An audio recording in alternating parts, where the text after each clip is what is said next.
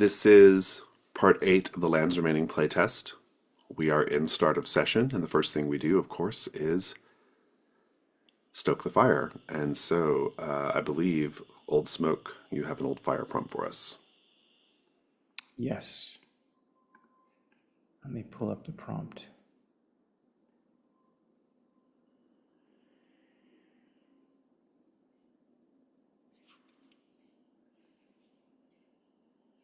Somewhere here, buried in my notes. One moment.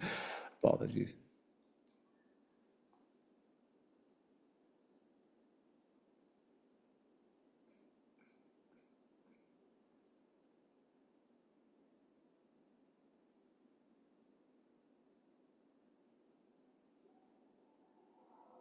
Yes.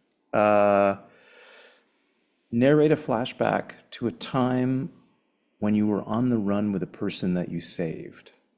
What skills kept you both alive, and what did you learn about each other while slipping away or slipping from shadow to shadow? I think at the top of last session, I had an old fire narration as well and described my breaking of meditation to save Brother Silhouette from being thrown over the edge of the tower by the forces of the Dimning, much to my shame and chagrin by the rest of the brothers who blamed the death on the Grand Master on me, and I was cast out.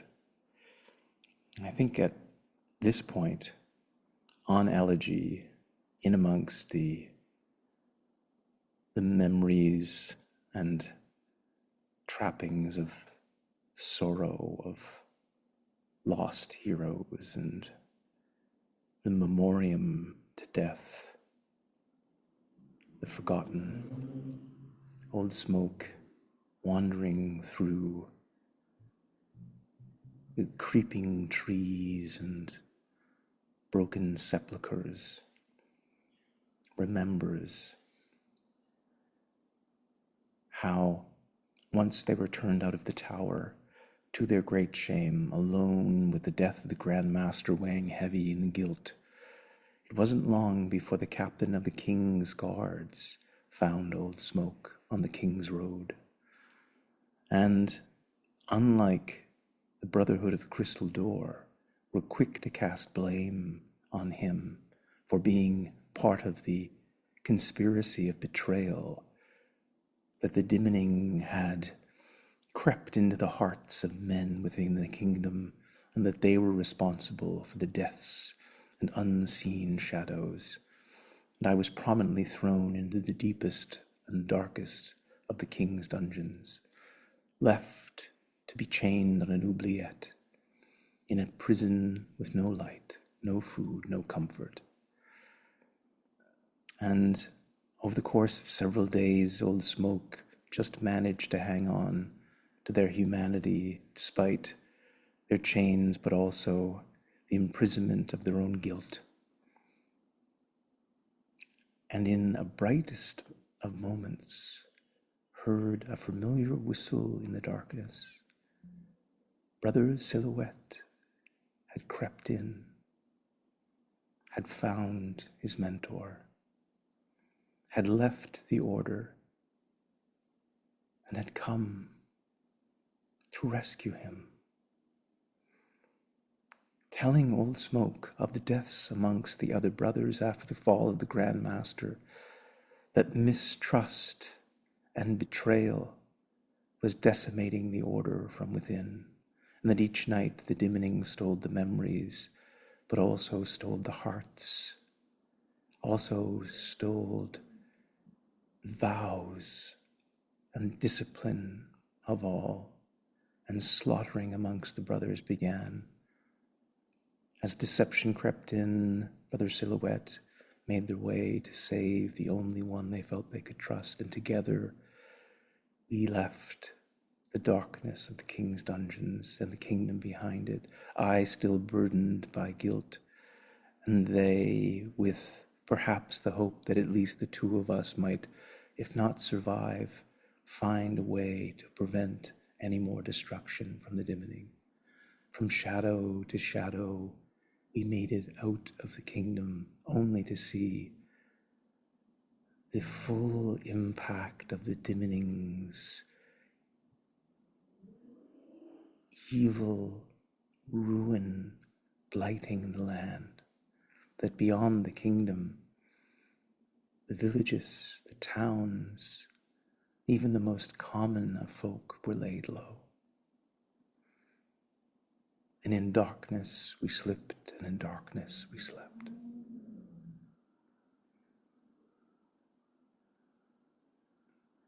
Thank you. Let's continue with our startup session.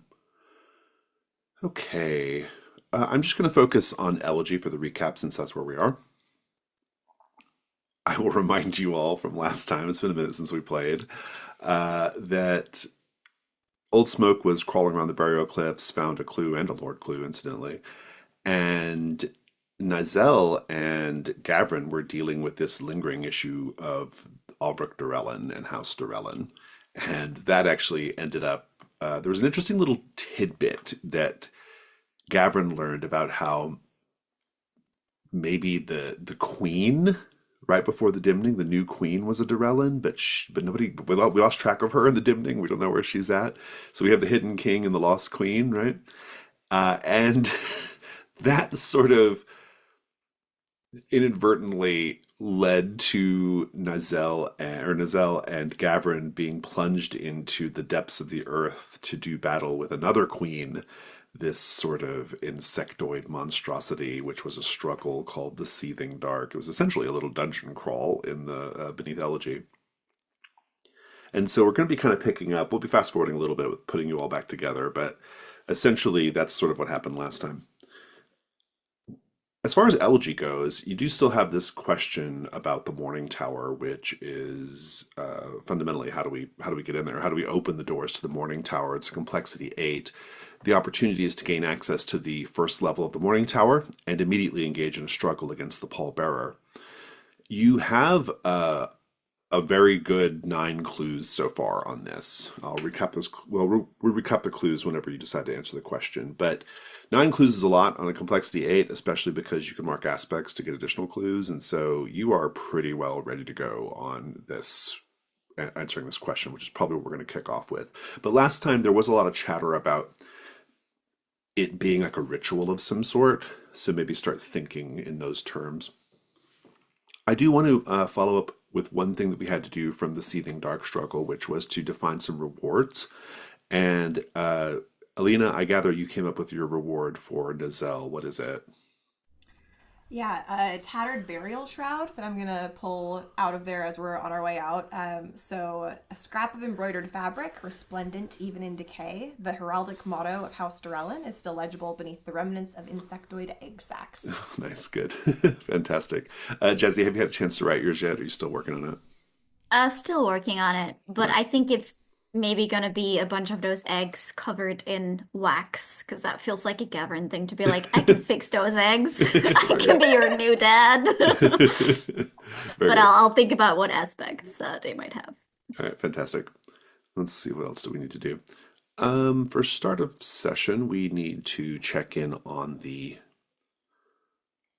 embers, your conditions, and then if there's a particular move or scene you would like to have, I'd like to talk about that as well.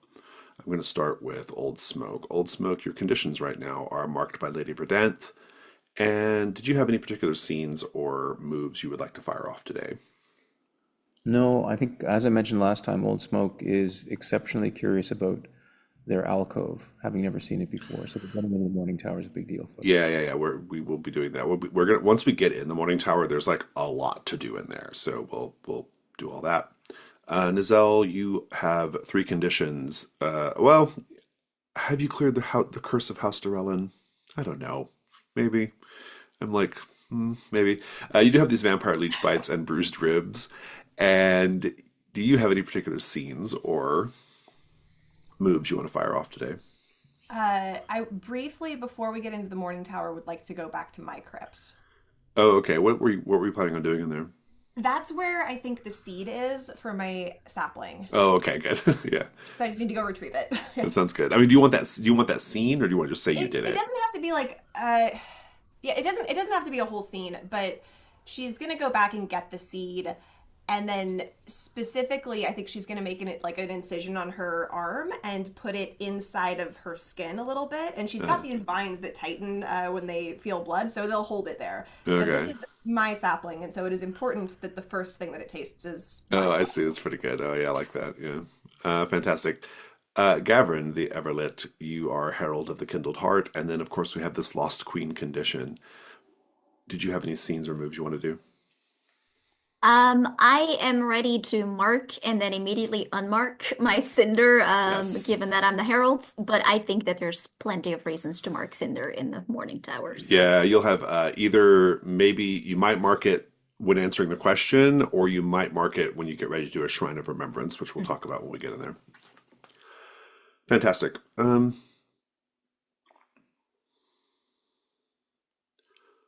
If you wish, you can mark new end of session questions. We don't have any start of session moves that I'm aware of, and we have all three mysteries introduced, so there's nothing to do there. And so, um, go ahead and Nizal, go ahead and have that little scene that you just described. You can go ahead and get it. I want to kind of hear it narratively. Yeah. So I think when she first woke up in this crypt, it was just like off-putting, and she didn't have any recollection of like why she would be here or anything. It felt very like wrong to be in a stone mausoleum. And there was something about the interaction with Fen that kind of like jogged this of like there's something there. There's like a purpose to that. And so she's going back like kind of not 100% knowing but like feeling that there's something in here that she needs, and so she can like stand on top of the like the sort of plinth that her body was on, and like reach up into like the little like rafters of this to retrieve a seed that no one else would have been able to find. You just had to know where it is. And then I guess I've made peace with Harrow because I'm going to use Harrow for this to kind of carve out just like a line down down my arm right here, and slip the seed under my skin, close my skin back up, and then rewrap it with the vines, and it'll go somewhere else soon. I love it. I would If, also, before we answer the morning tower, I would like to mark an aspect to clear a condition, if that's okay. sure, yeah. What would you like to clear? Great. What I'm gonna do is I'm going to find a place to sit down and use my iron spikes to dig these vampire leeches out of my shins and then squish them. Nice, good. You can mark that aspect and indeed clear that condition. Fantastic. I think we should start getting everybody together. Old Smoke, we'll see you kind of having been at the Barrow Cliffs coming back. Nizel and Gavrin covered in muck, crawling out of the crypt of House Durellen. And let's talk about this question and the clues that you have for it. So the clues you have are candle flames blowing against the wind, stretching towards one of the twin moons. An obsidian key that is too brittle to be used in a lock. This crow that had an eyeball on its beak. The fog around the boat hides all around it, so there's something about the thickness of the fog. The lantern that burns with pale violet flame, even without oil. Massive runes carved into the cliff sides of Elegy.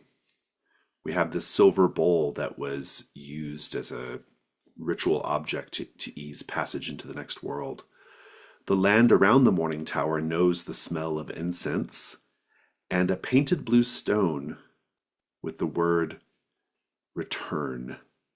The script on the word matched that above the lintel of the door of the Morning Tower, or on the lintel. And so these are all very interesting clues. They do kind of imply a ritual in order to open the door, but I'm open to any ideas, obviously. You can also mark any of your aspects if you can work it into your explanation, and they can function as clues as well. And so, who wants to? Does anybody have a theory yet? If not, we can take a little break. Ken, last session you were talking about a candle, so you had something cooking, right? You mean 5 weeks ago? Yeah, I Yeah, know. I'll remind you because I just listened to it. Yeah, you were looking for like ingredients to a candle, but I think we were just deciding that was just going to be like a bit of narration. There was not going to be like any clues or anything attached to that. So the idea was just a ritual of some sort. So It feels obvious to me that the ritual needs to be done at night because we have the twin moons. mhm. So it feels like I like the idea of we have like this eyeball and a key that can't be used. So I'm thinking like very like Lord of the Rings, like the moonlight hits something and you open like the moon beam almost. Like you don't actually get this key into a lock. You like unlock something ethereal, like something that doesn't have. I want to create a door out of the fog and unlock the fog. Like, Yeah, like something like That's that pretty that isn't like interesting. actually yeah. physical. Yeah. Because we Oh, have a clue about fog. The lantern that burns with a pale violet flame is also reminiscent of the boatman's lantern that cuts Yeah, through and the you could fog. open like a little door on that as well if it's a lantern. Yeah, yeah. But yeah, I think that obsidian key being used in like a fog door, and then that like Hmm. also unlocks the real door behind it is like an interesting. so what are the so you mentioned the boatman and the lantern. So like the boatman had this same purple flame that is in the lantern. Like what's the connection there? Do you think? Because that was when we were narrating through Pale Crossing, like the that was the bounds of the fog. Like it has some connection to the Right. fog because this Yeah. fog like makes it so that other people can't get to Elegy. Right. But Yeah. the boatman with this like violet lantern can. Oh, I see. So oh He so oh controls the so the fog. oh I so the wonder if it lantern like the light creates portals. or can control the fog somehow, right? Yeah. Yeah. Yeah. That's pretty good. Yeah, maybe we have to wait for a night, then we open the lantern, like the fog kind of Is drawn to comes the purple out. flame. Yeah. Yeah. Yeah, and Hmm. we have those like runes against a cliff, so I'm assuming that we need to like light them up or like the moonlight needs to hit them, just right. That's why the candles were flickering. We have this bowl that helps east passage as well. So it seems to me like we kind of need to ignore the morning tower and create this opening somewhere else, and then we step through the fog door and we're gonna end up in the morning tower. Like we're making almost like a fairy portal in a Oh, sense. yeah. We I could do like both it. And then things. we open the morning tower from the inside once we're already there. Exactly. Yeah. Oh, Yeah. yeah. Okay, that's pretty good. What were you gonna I say, was Ken? gonna say, I think we can do both things. So I think that there are elements of our clues that can fit in, like, so if we think of this as creating a portal through the fog, I like the idea. But to ease the passage, so we've got a bowl, we have the blue stone, and then we have the shapes of the runes that we could paint on the morning tower. And so you kind of create a something to ease passage through the portal we're creating using the fog elsewhere. So it's almost like a signature point that a door should be, but there isn't one, and we're creating an outline of the door on the stone tower itself, but using the fog to transport us through. Does that make sense? What? Yeah. So let's go. Let's work through the clues. So we're thinking that like the moonlight illuminates something. That's great. The obsidian key that's too brittle to be used in a lock implies that it's not a physical door. It's some other kind of door. Yeah. The crow with the eyeball implies it's something you can't yet see. Hmm. The fog around the boat hides all around it.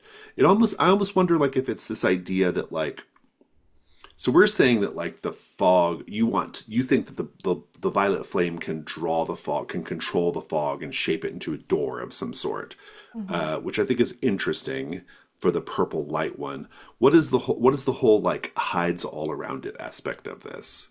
So I oh god. you go ahead, Josie. I was gonna say to me it's more like backing up this idea that it's not the actual door on the morning tower. Like you have to be more clever Oh, than that. It's a got it. hidden It's a solution. hidden It's solution. Yeah, okay, I Yeah, get we it. have to Yeah, wait yeah. until it is revealed or we have to reveal it to ourselves. The massive runes carved into the cliff sides of Elegy. This is a good time to give those runes meaning. So what do the runes say that is a big I, hint about what you're doing here? I don't know if it's so much that we can decipher exactly what they say as we use them to match the runes engraved on the blue painted stone, which we know matches the Morning Tower. And Right. as return, I think I'm almost thinking, if you will, if our ritual is to use the fog to open a portal, it's almost like creating a magic circle on the ground, except instead of the ground, we're creating it on the wall of the Morning Tower using the blue stone and the runes that we saw on the cliffside.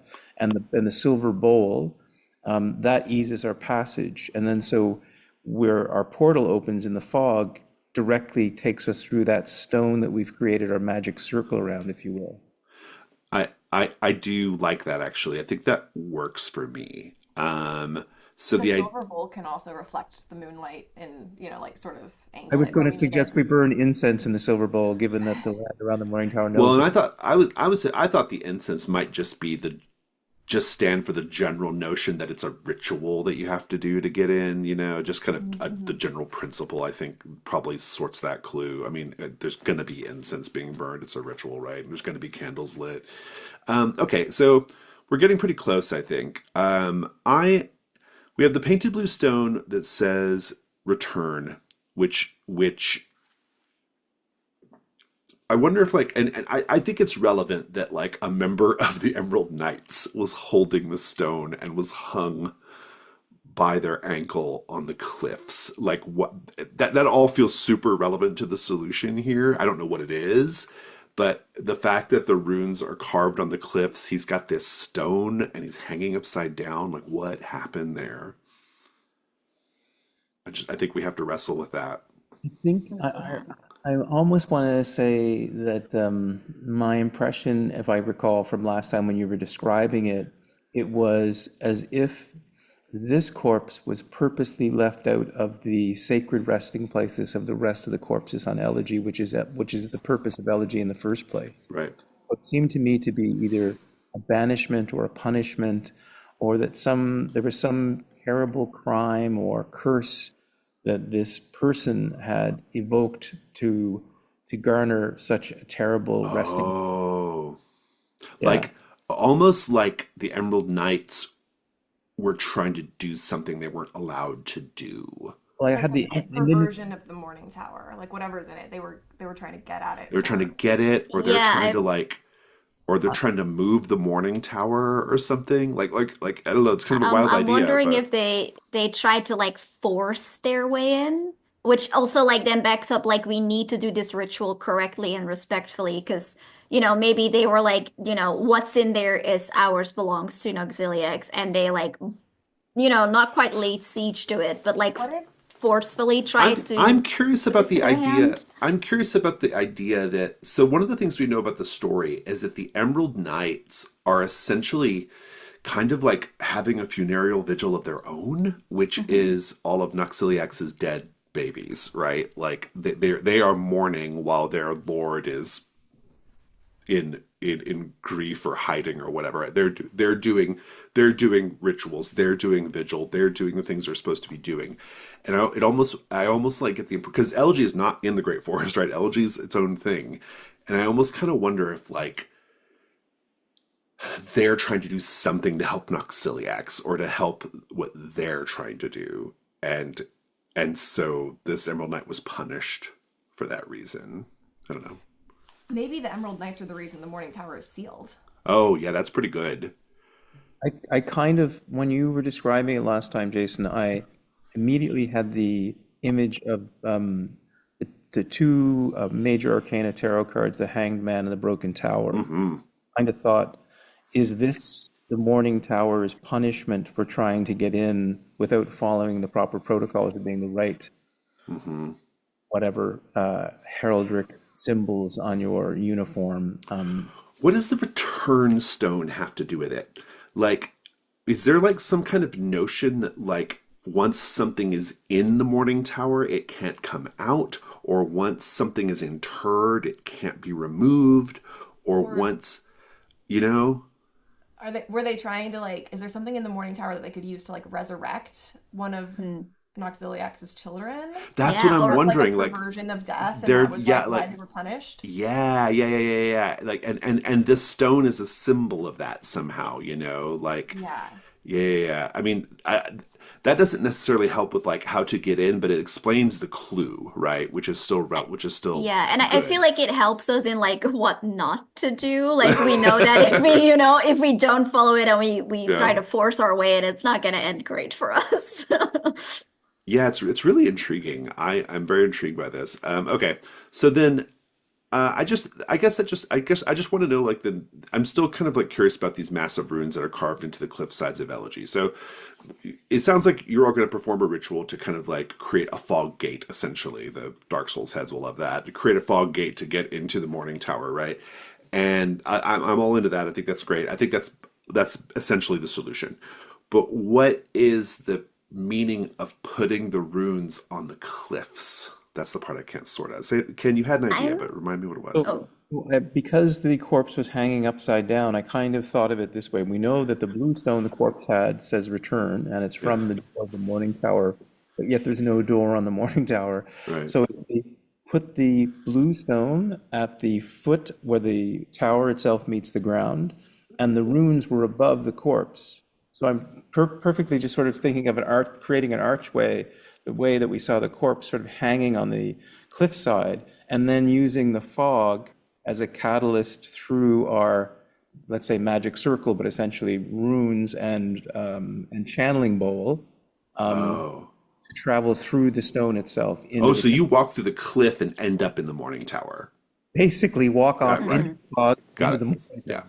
I'm If we wondering think for more context, if we know that like the Emerald Knights might be why the Morning Tower is sealed, I'm now imagining like some sort of suicide mission by one person to be like, we have to seal it.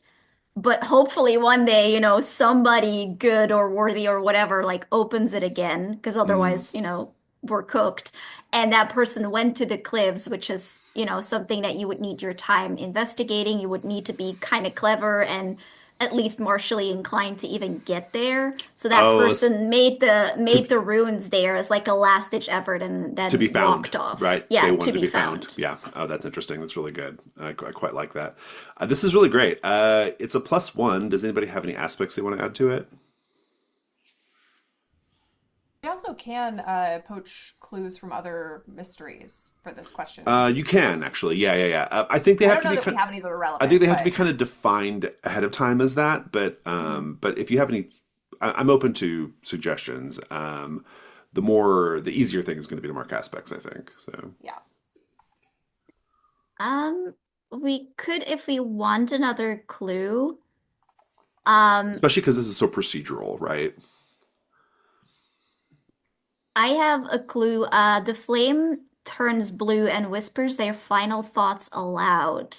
And I wonder if we could put this like beside the corpse of the Emerald Knight, To learn and that this. could, Oh yeah, yeah, could have got it. like Yeah. This is how taught you us actually more learn about. what to do. Yeah. Yeah, Yeah. we That's were good. like, I don't Yeah. know what this is. Oh, thank Yeah. you. Yeah. There we go. I So have it could help. I have the aspect from the my cloak pin, the Undying Rose cloak pin, allowing seamless passage through plants, wood, and thorn that might be helpful if we need to throw it in. Those are specifically not stone. I know. I was just I was thinking the cliffside, all of the routes I used to do my amazing aerobatics to reach the corpse in the first place. Mm, Maybe the others wouldn't be as aerobatic. yeah. I think there's probably a better use for that somewhere else. Bit of a stretch. I think a +2 is good. I'm A happy plus with two Yeah, is pretty that. and good. Plus two is I solid. can I can mark my cinder if it doesn't work out for us because I can immediately unmark it. Who wants to roll it? Someone who feels lucky.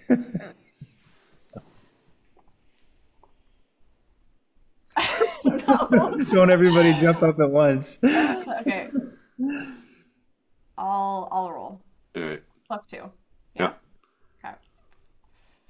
Okay. No, guys, no. What'd you Only get? four? I rolled two ones. Oh my So I will be forced to, that's wrong, and I will be forced to do a hard reaction unless Jazzy, do you want to go ahead and mark your cinder? You've been Sorry, trying to mark guys. Um, you've been trying to mark it God. yeah. all you've been trying to mark it all campaign.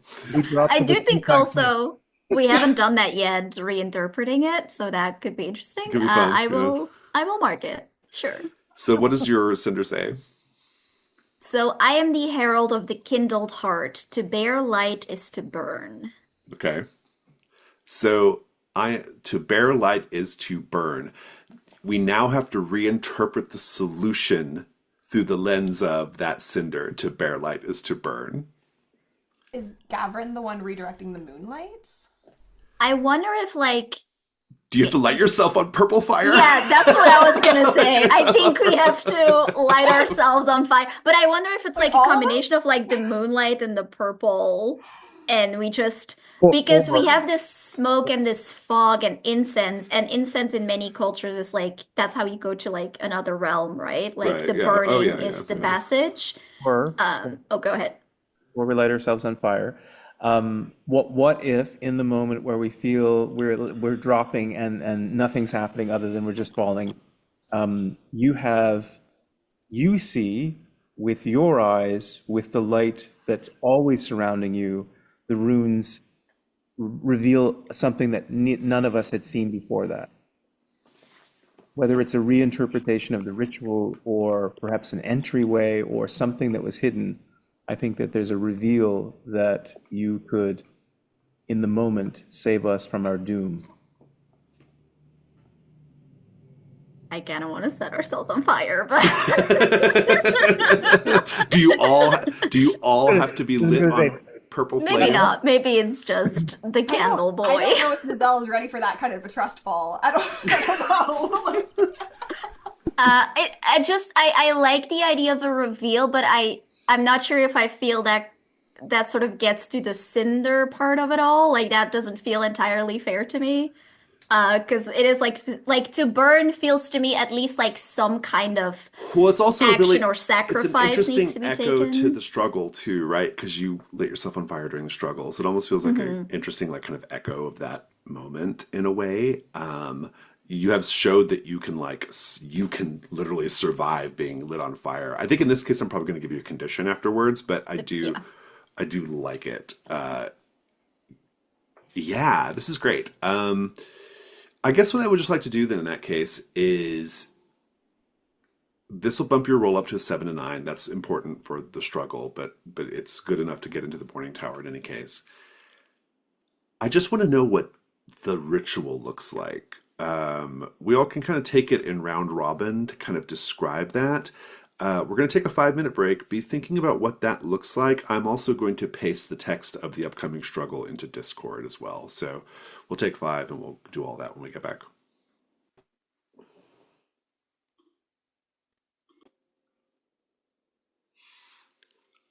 Quick bit of housekeeping. Gavin, I gather you have written your reward from the seething dark. You want to read it to us?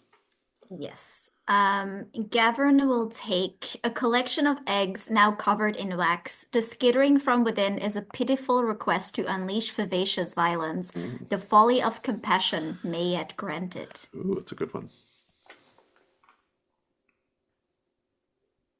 I would like to just do some round robin scenes of what it looks like when you sort of create this fog gate and then go through it. So, who would like to kick that off?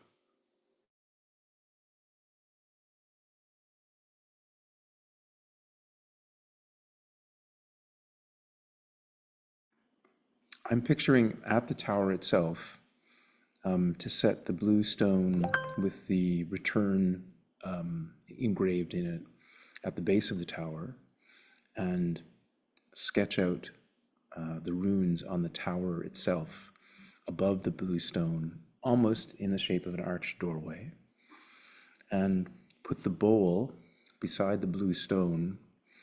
And I think if we don't need incense or if we do have incense, but I'm also thinking a crow's eye in the bowl as well to help ease that passage.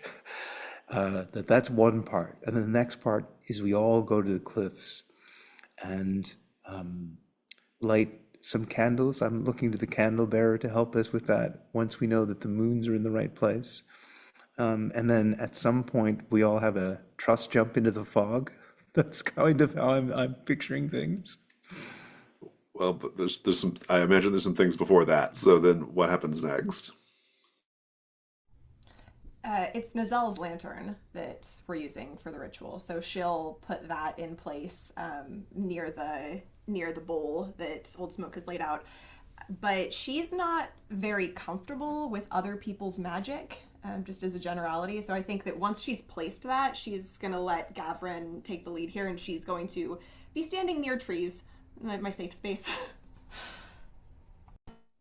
Yeah, and I think unlike Nazelle, there is this perhaps foolish trust in that everything will be all right, especially when it comes to like flames and fire. There's like almost this innate, not sense of like haughty arrogance, but just like this is my domain. Like I have always been breathing. Oxygen is not going to betray me, and the flames are not going to betray me either.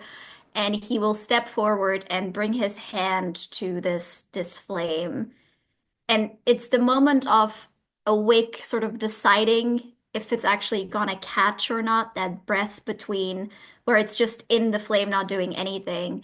But I think when the fire starts, it starts in his eyes and pours from his mouth and his chest, but his hand keeps being completely untouched as it's burning from within, just oozing out. And then I think he will take that step. Fascinating. So, yeah. So you all just step into the fog gate. I think I like the idea of like the way you know it works is when Gavin drops into the fog gate that's just hangs suspended in air, you see purple light coming from within the tower. That's how you know that it worked. And so, if nothing else, it's that, right? It's confirmation. And so, you all can drop in behind Gavrin. Gavrin, please take the purple flames will clear, but you can take the condition eyes of purple flame, please. And that will. Nazelle's going last through this door and drawing Harrow before she does. This pushes you immediately into the struggle with the pallbearer.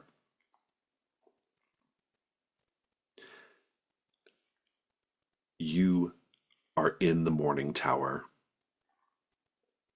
You can hear rain spattering against the walls. Now that you're in, you're able to actually open the doors properly, so you don't have to do that again. And so the door's grown open. But you're inside the tower. The air inside is still heavy with the weight of centuries. There are candles burning in alcoves, their flames sputtering but never dying. And you're here on the first floor, and at the far end of the hall, a figure waits beside a coffin draped in gray cloth. Let's paint the scene. The Morning Tower was built to honor a dying world, but time has turned that reverence into fear. What details tell you this place has become less a sanctuary and more a tomb for the living?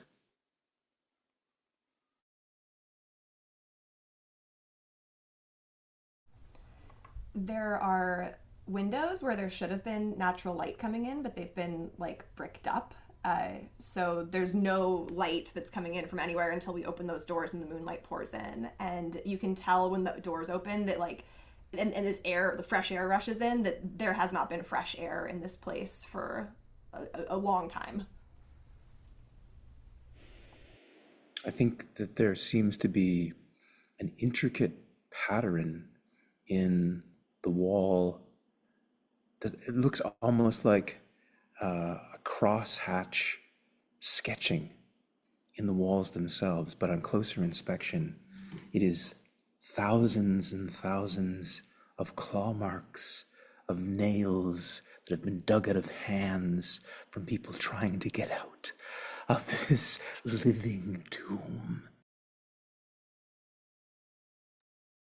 I think there are shapes of what might be candelabras or like all these beautiful things, but they are hidden under like the white sheets that you would put either on a like either as a burial shroud or if you're still cleaning up a mansion that, you know, is just empty now that the persons are gone. And you would think that they would use these things. They're there, but it's almost as if they have decided collectively that the things that the living need are no longer for them. The pallbearer rises, towering, draped in ceremonial wrappings, his face hidden behind a mask carved from petrified bone. The air cools around him. Every flame in the tower gutters and flares blue. With both hands he lifts the coffin's lid, revealing nothing within. The sound it makes is like a sigh dragged from the bottom of the sea. You are intruders in a holy silence. The pallbearer means to return you to it. To all of you, please describe how you try to survive the pallbearer's opening assault. The deathly moan, the collapsing light, the sudden pull of gravity that drags you toward the empty coffin, and then roll the dark move. We'll start with Gavrin. I think he's still, oozing these purple flames, and the wax of his body is dripping to the floor, and he will like jam the ever-burning branch into it as it cools and sticks. And I think like hanging on to that, like physically, almost like a tree, like hanging on to it. I think it's a fight for the flames. They have turned blue, and I think we kind of see him like trying to wrestle them back under his control. I like that a lot. This is going to be the dark move. It's either it's either vitality or cinder, but in the case it's zero for you. So, what are I you mean, phrasing I'll gonna take Cinder for the XP. have? Fair enough. Yeah, let's take a look at your cinder. It says, oh, you do Bear the have latest to you do have burn. it Yeah. marked now, right?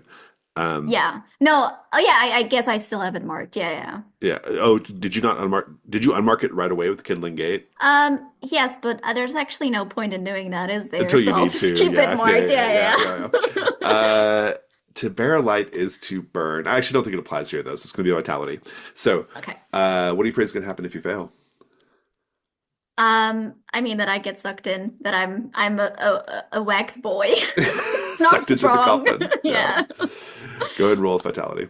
Or how's it worse than Absolutely. that? Yeah, you go inside the coffin and you never return. Yeah. Um, Disadvantage or just straight roll? Um, uh, just a straight roll. Okay. Let's do this. Well, it's Snake Eyes again. I think we're doomed You are today. doomed today. We'll come back to that. Nazelle, how do you resist the deathly moan and the gravity pulling you into the coffin, trying to?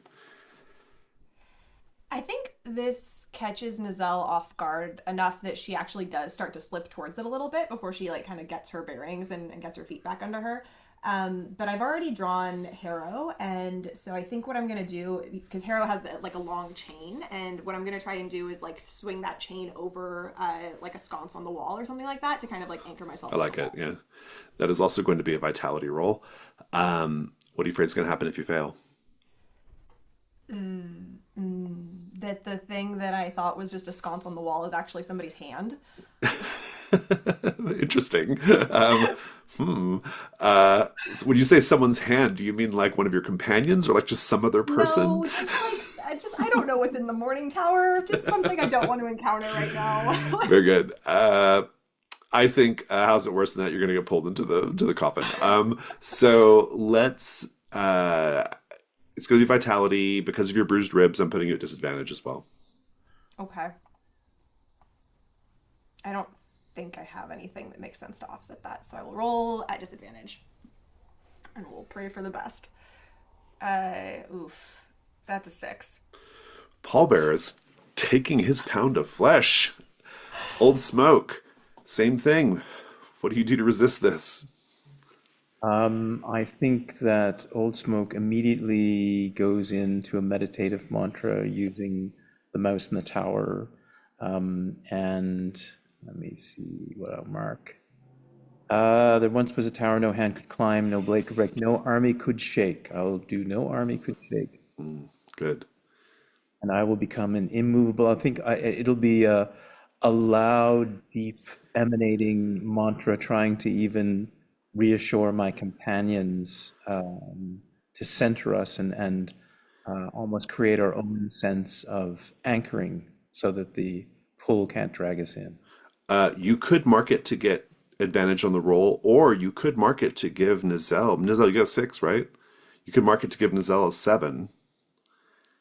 Can I only mark one or can I mark two? You can mark as many aspects as you want, but Like, can I give one to me and one to Nazelle? Is that possible? yeah. So which one are you going to use for Nizel? So I think I could also use smooth and clear as still water for Nazelle. Very good. So I like this very much. That'll bump you up to a 7, Nizel. I think I'm going to give you condition shaken faith because you are benefiting from the power of the crystal door philosophy right now. But you will otherwise be safe. Old Smoke, please describe how you keep both you and, or actually, you're going to roll for yourself, Old Smoke. So, what do you afraid is going to happen, Old Smoke, if you fail? I am afraid that not only will I be dragged in, but I will be responsible for Nazelle being dragged in as well. Interesting. How is it worse than that? I think it's, oh, I think it's worse than that. You're going to fight the dim gaunt inside the coffin. Although you didn't mark that thing yet, that That part mark, of. that's always sneaking in the back of my But I do mind. like it. I do like the idea of forcing you to like, or forcing you to kind of like face something in the dimning, whether it's the dim gaunt or something else. But in any case, go ahead and roll with. I think it's gonna be composure. Oh, that's 12 with composure. Nice. I owe you a bonus. We'll talk about your bonus in a bit. Go ahead and describe Old Smoke how you and Nizel are safe at least. I think that as Old Smoke mantra picks up in volume and almost becomes reverberative in the chamber that we're in, it creates an anchor like almost magnetic sense in Nizelle's ability to find sure footing and not be pulled off. And Old Smoke almost serves as a weight at the center of making sure that her composure stays calm and confident throughout the assault. Anything you want to add, Nizel? Fantastic. Poor Gavrin. Gavrin, you do not get to benefit from this. Perhaps you know you're just coming from being on fire. There's wax everywhere. All kinds of you're doing your best to like avoid being sucked in. It just doesn't work. And in fact, I think we see streaks of hot purple flame wax on the ground floor as you are dragged into or closer and closer to the pallbearer who's just standing there. He's very big. He's like probably like 10 feet tall. And he's got this coffin like open, like just inviting you, welcoming you. And as you're kind of being dragged back in, as you get closer, you can hear him say, there. There's no need to fret. You are simply returning to your grave where you belong. As you are scrabbling and fighting, and eventually you just get pulled into the coffin, and the pallbearer slams the lid shut. Boom! And that's the last we see of Gavrin the Everlit. Unless you were going to stoke the fire. I mean, it's kind of cool, but I kind of like the idea of being in the coffin.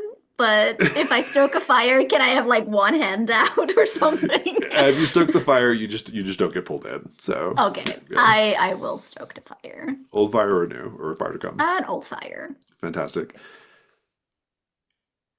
I'm not going to put any extra complication on it. Just describe. Actually, you just managed to also resist the pull. Let's keep going with the second movement. The pallbearer moves like a shadow cast by a slow-turning flame, looming, his wrappings trailing behind him like smoke.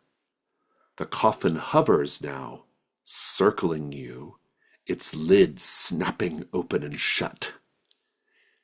He raises his hands, and from every alcove shapes begin to rise, thin, whispering silhouettes carrying invisible burdens. They march in slow circles around you, their footsteps hollow and in perfect rhythm with your heartbeat. Paint the scene. The Morning Tower was once the heart of the Sisters' Order. What remnants of devotion or ritual still cling to these walls even as death walks among them?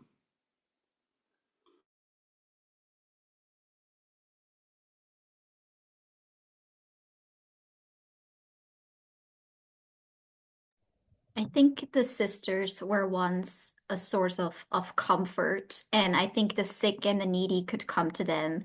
And I think even now we see, like, even as they're walking, they're sort of almost automatically sort of opening their arms as if not to attack you, but to like hold you or hug you, but they don't know what to do with that action anymore. It's just there, an empty invitation.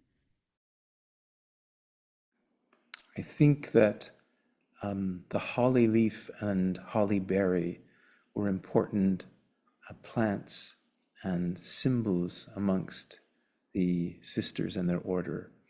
And I think that we see hollies still growing in amongst the cracks within the tower itself, and red berries here and there being the only signature signs of color in life in amongst the remnants. There are alcoves where candles have been placed, and there are labels, like sort of placards beneath them, where people would pray here to receive specific blessings, like, coming for prosperity or these things that people still cared about in the time before the dimning when there was something to do beyond just remembrance.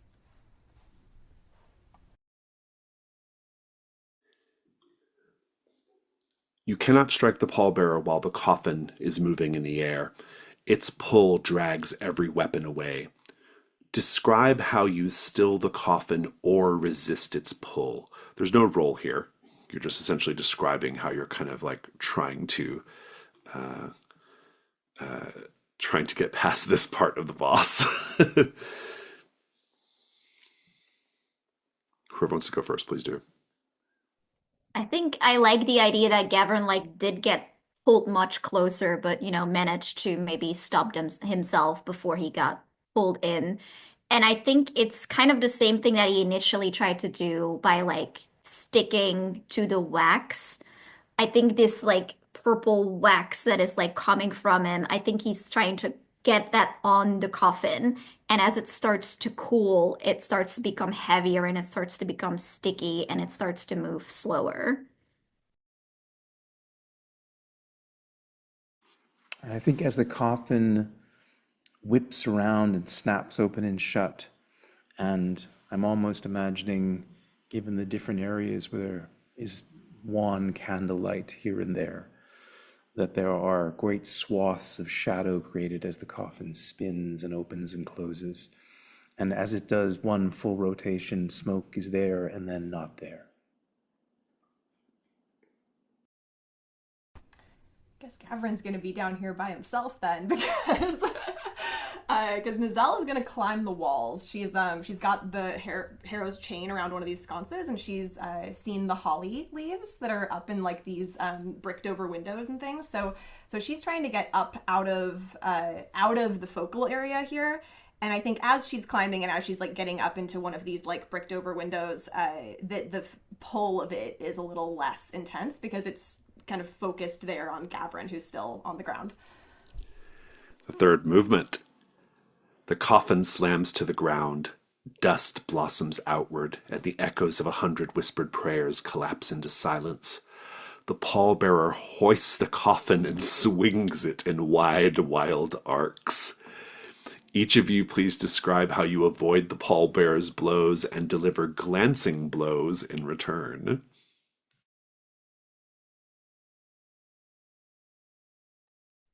think Gavin alone in the dark. I think panic takes over. He is not a fighter. I think it's just pure primal instinct to not get hit with the big painful thing. It is scrambling. It is like nose diving on the floor, like over the wax as he kind of just rolls away. It's not dignified. There's just a primal panic at finding himself so alone in these shadows that are so thick and that he cannot make go away. Old Smoke, I want you to hold yours for a moment. Nizelle, go ahead. Seeing this and feeling that Gavin is probably about to die, Nizelle, I think her intention is more to distract the pallbearer than anything else, to try and maybe buy Gavin enough cover to get out of the thick of things. So I'm gonna take some of the rubble that's around me because I'm like up in the windowsill and everything, and I'm gonna take some of the rubble. Maybe there's enough of a gap in this window that I can like start to break out some of the like where it's been bricked over, so where you can actually see the outside. There's like moonlight that comes in, and I'm like throwing bricks at this guy. Very good, very good. Old Smoke, here's actually your 12 plus bonus from last time. Rather than roll for it, please just describe how you bring the pallbearer to his knees. I think from out of the shadows, Old Smoke literally sort of almost unfolds or untucks himself as the pallbearer is wildly swinging this casket. And again, we see that the loss of light and then the light returning, and then Old Smoke is sort of there. And I think just deftly steps up behind the pallbearer, and as the pallbearer has all of his weight bearing down with the coffin, kicks into the pallbearer's knee, cracking it audibly so that he collapses with the weight of the thing and cascades into one of the walls. Not perhaps completely destroyed, but certainly out of the fight. The fourth movement. The pallbearer, realizing he is defeated, kneels beside the coffin and begins to actually lower himself into it. Let's paint the scene. As the pallbearer's body falters, you glimpse a vision of what he once was during the time of the old fire, when his duty was sacred. Why was he chosen to be the guardian of the Morning Tower?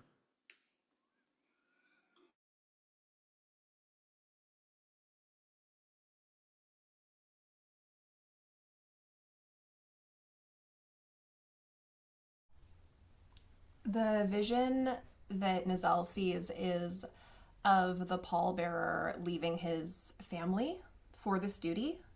So the sacrifice that he had to make in order to assume this role. And it recalls what Sir Kalen told Old Smoke, I think, of the old fire doesn't choose the best, it chooses the willing. So he was chosen for this because he was the one that he believed in this enough that he was willing to make this sacrifice to assume this role.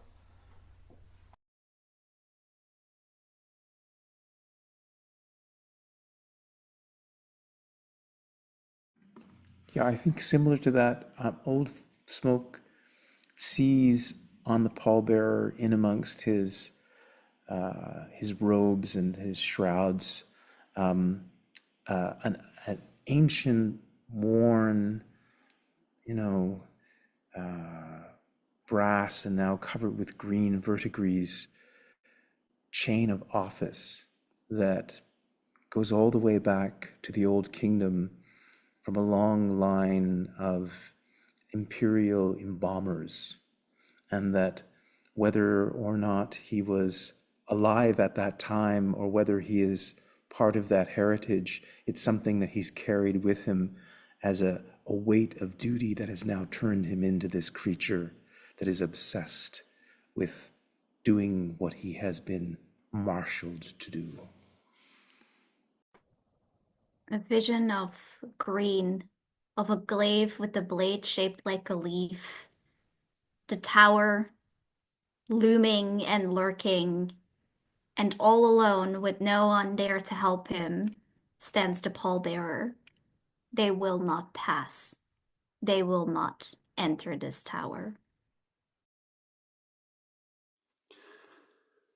Gavrin the Everlit, describe how you deliver the final blow, or the act of mercy that ends his vigil, and roll the light move.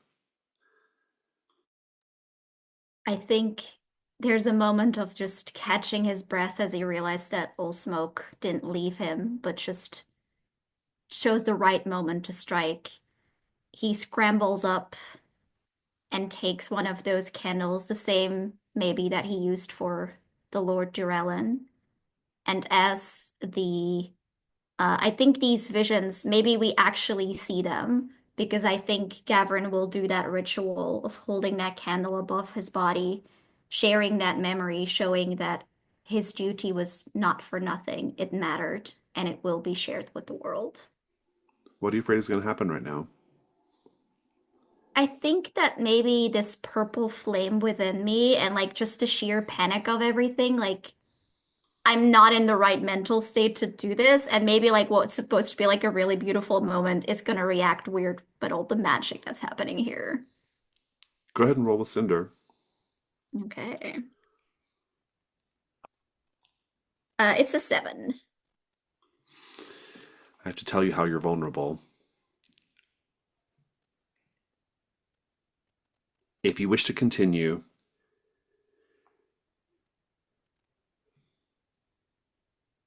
if you wish to continue, you will have to eventually assume the role of the guardian of the Morning Tower. That will be your fate, your ultimate fate, instead of seeking the throne of the Hidden King. If you don't want that to be your ultimate fate, you must stoke the fire. Oh, that is so interesting. Oh my God. I'll stoke another fire, I think. Please describe the end of the pallbearer.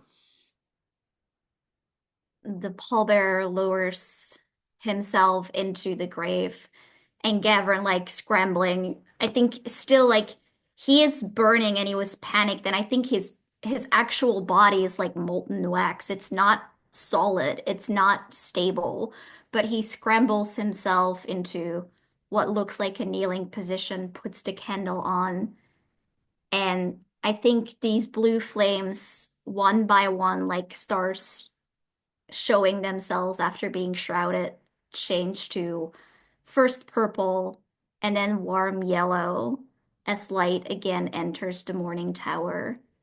And when we see all these visions of who he was, that he chose this, that through all of this time, he remained steadfast in his goal.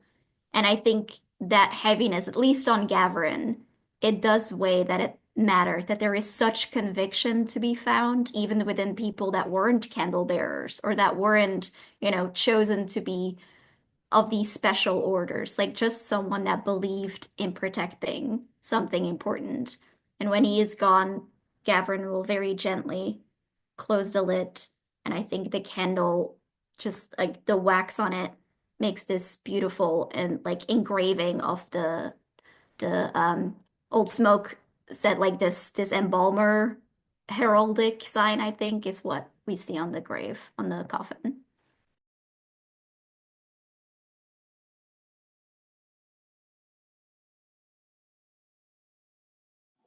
That concludes the struggle.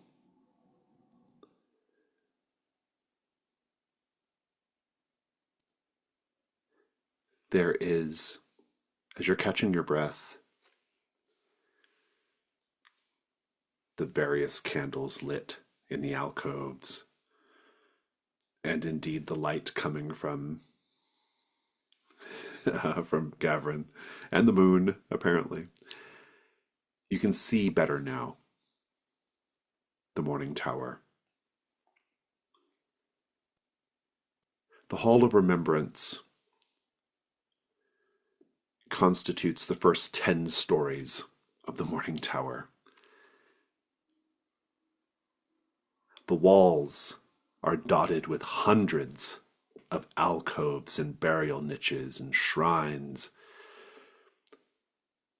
Shrines remembering the world that was, some alcoves with belongings of other embers, other supplicants. Sweeping stone pillars are carved with thousands of prayers in 100 tongues. Candles burn everywhere, on ledges, in alcoves, at the base of statues. Yet the light never feels warm, only sufficient. The air smells of wax, old incense, and damp stone. And every footstep echoes, as if answered by another, a heartbeat too late. Let's paint the scene. This is probably the most complex paint the scene in the game. It's an important one, though. The Morning Tower was built thousands of years before the Dimning. It has served many different purposes by many different people and gone by many different names in all that time. Centuries from now, when the long wake is over, it will serve some new purpose. What remnants of the Morning Tower's earlier incarnations can still be found here?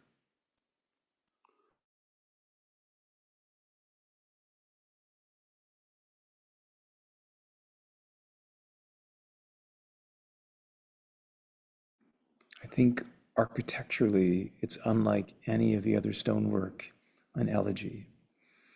And as you ascend the tower, you don't get a sense of ascension. It seems very much more like a linear hallway, but with pathways that lead out one way or the other,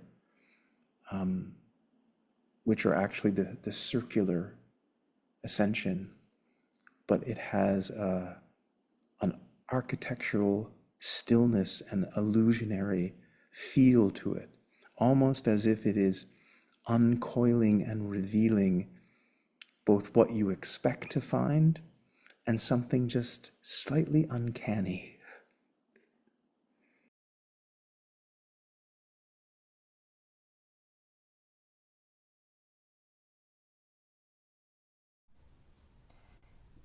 The alcove that Nizelle is going to claim for herself is one where the floor has been broken and there's bare dirt visible in this little corner area here.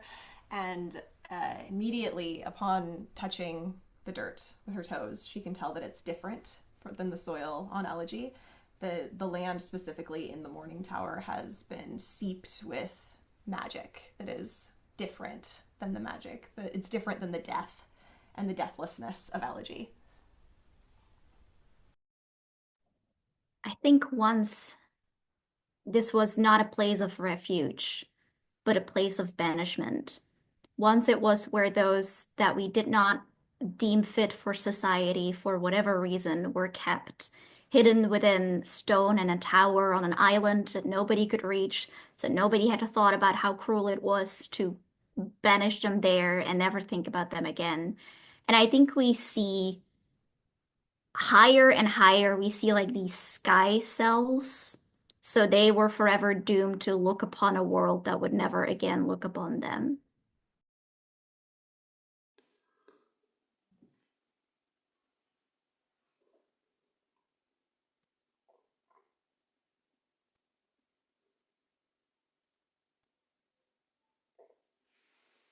3 years pass.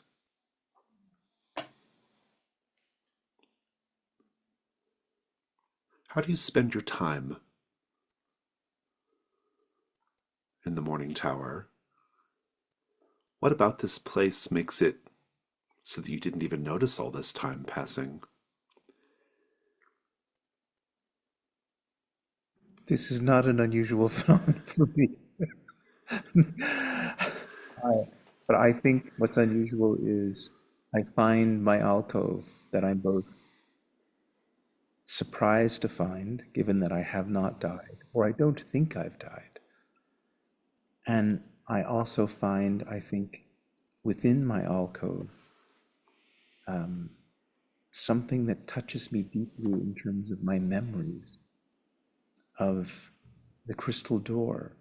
And as I'm lost in those thoughts, when I finally hear one of my companions call out, 3 years have gone by. Indeed, they have. Nizelle, how does 3 years just get away from you? Uh, well, I'm gonna plant my sapling, and um, so it's in the blood of my arm has sprouted. There's like the tiniest little bit of green from the seed, and um, I'm going to bury it in Fenn's lower intestine that I took from him in this dirt, this magical dirt, and it's going to sprout immediately. And I think that Nizelle just spends 3 years watching the tree I grow. love the idea of you just sitting there watching it for Just watching literal it. years. Yeah. Yeah. That's so ominous and mysterious, but really good. Gavin, how did 3 years slip away from you? I think Gavin never truly recovers from that fight and almost losing that conviction. I marked the Ashen Passage. I raised my cinder and lowered my vitality because I think the wax on his body never truly settles again. It is never truly solid again. And I think you all become used to the sound of wax dripping as he marches, as he just walks around the Morning Tower and lights every candle over and over and over again. Gavin, you occasionally pass one of two sisters of the Long Wake who are in these lower levels of the tower. There's a younger sister and an older sister. They never speak to you. They seem to kind of acknowledge your sacred purpose and they leave you to it.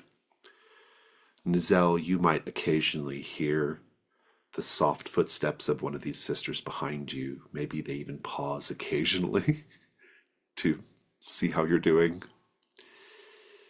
Old Smoke, they watched from a high window for you 10 years in the mud, and they're well accustomed to seeing you caught in fugue state.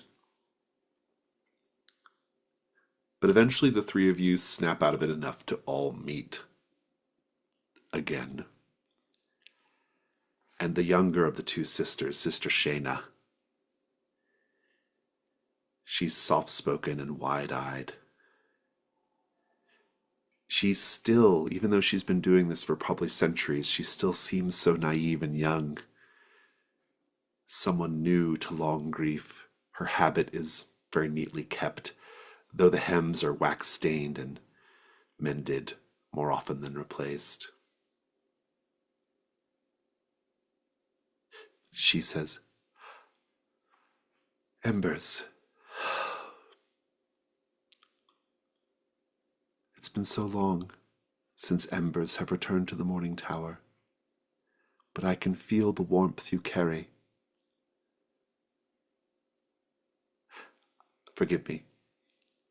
I don't want to intrude upon your sacred task or your work.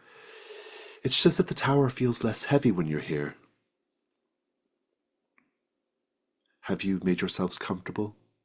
Have you had a chance yet to pray at one of the shrines of remembrance to recall the world as it was before the dimning?" And here we're going to talk about the shrines of remembrance. One of the things you can do whenever you return to the Morning Tower, or enter it the first time, is you can pray at a shrine of remembrance. This is, if you're familiar with the Between, it's basically an unseen. It's a flashback to a scene showing a person, an important individual, or a group of people in the time of the old fire and kind of what it was like for them when the dimning came, right? In order to do this, just one of you has to mark a cinder as a sort of payment to do the Shrine of Remembrance, and then we do the Shrine of Remembrance. A assuming that you want to do this, who wants to pay the price of the marked cinder? I think we should give Old Smoke the opportunity since Yeah. Sure, if we want to. I haven't marked one yet. I think this is probably the only place that I'm going to be able to use them. Which cinder would you like to mark? Let me just see.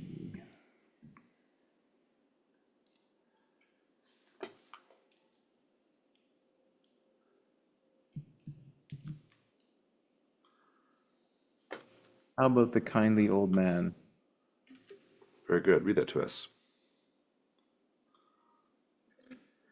I don't have it right here in front of me. Find it. The kindly old man says, "He who is unseen can still see." Perfect. Right. He who is unseen can still see. So the way the Shrine of Remembrance works, I have text for this somewhere in the book, but I can't be bothered with it right now, so I'm going to just explain it the way I know how to explain it. The idea is your characters are taking a moment to pray at or ponder this shrine.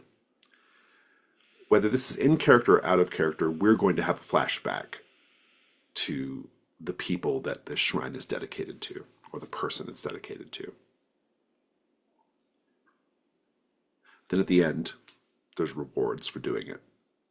Now I'm going to assign some prompts to you each for the shrine. And as you're thinking about your response to the prompt, bear in mind that you have to interpret the prompt through the lens of the kindly old man. So you have to have some element of he who is unseen can still see in your narration. Or it could be a literal kindly old man in the scene as well, I suppose. I've put the text of the Mud Shrine into the Discord. I'll go ahead and just read the initial opening bit, and then we'll assign the prompts. We're going to be doing the Mud Shrine. In the time of the old fire, many small folk made their living along the banks of the great river, and the river provided fish for eating, reeds for building, a dependable artery of trade throughout the lands, and much more besides. The people who depended on the great river were called mudmen or mudfolk, titles they bore with no shame. By praying at this shrine, you recall a family of mudfolk, names lost to time, how they lived, and how they died when the dimning came. And now we have 4 prompts. There's only 3 of you, so I will do prompt 1. Make a little note for myself. Prompt 2 will be Alina. Prompt 3 will be Jazzy. Prompt 4 will be Ken. We'll take a 10-minute break. Please think about your prompts, and we'll come back and do the Mud Shrine.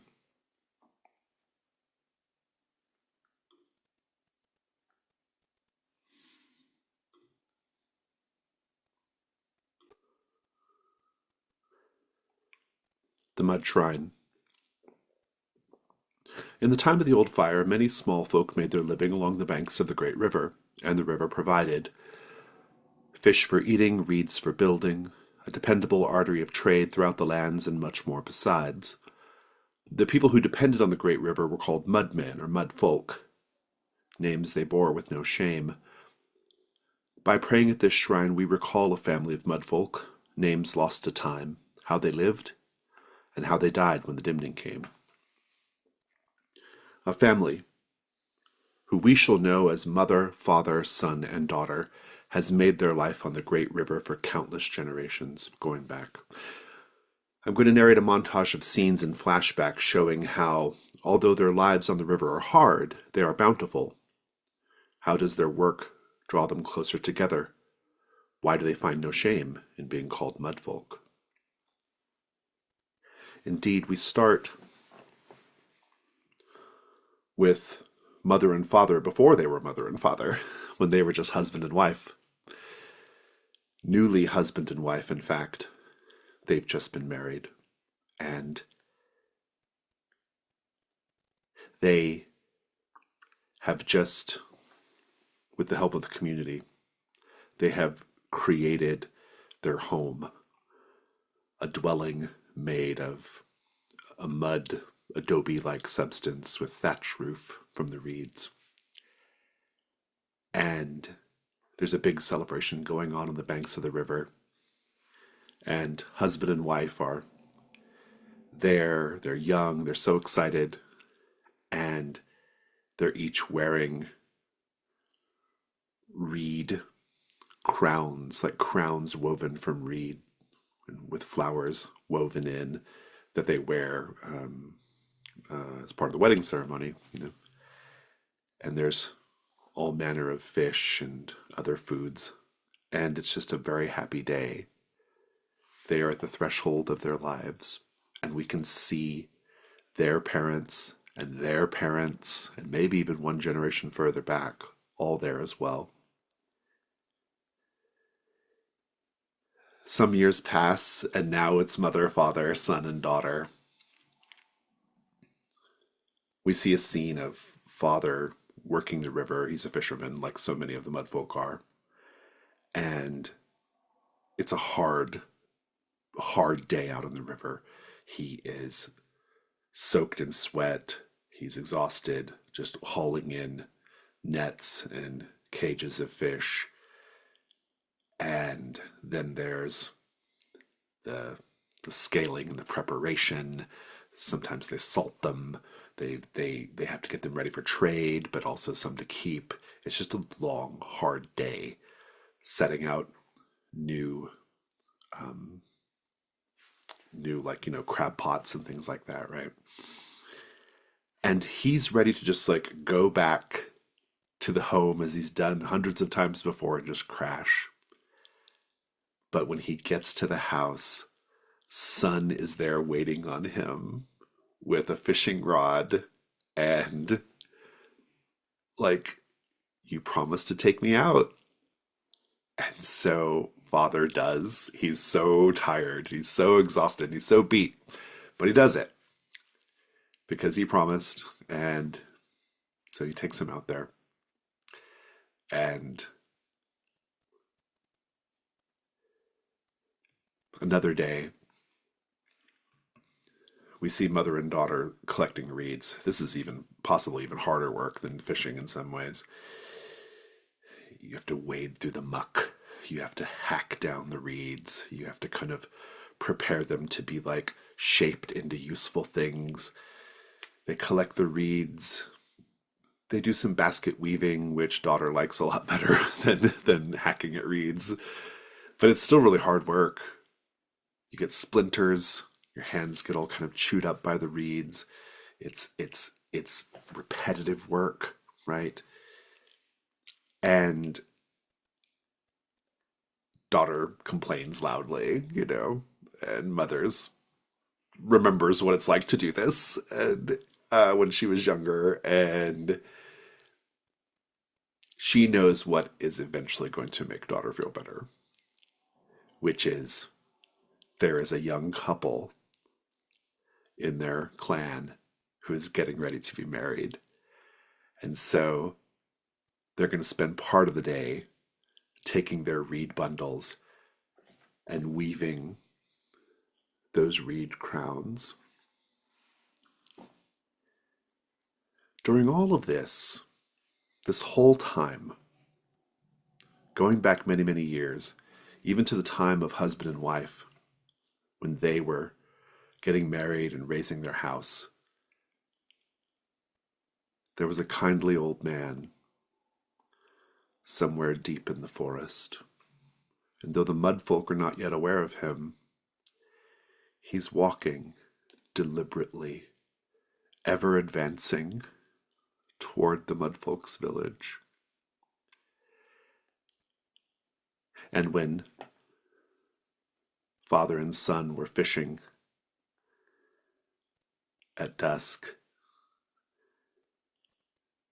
the old man had arrived to be within earshot. In fact, at one point, Father might have stopped and turned his head because he heard an unusual sound, footsteps crunching on the ground, perhaps, but then he thinks nothing of it. And when mother and daughter were weaving the matrimonial crowns, the old man had finally reached close enough to be seen. Indeed, at one point, daughter looks up and sees the kindly old man creeping behind the hedge. And she wonders who that is, but then she doesn't think anything of it. And then the day comes when this new young couple is being married, and mother, father, son, and daughter are there. The whole village is there. The cycle begins anew.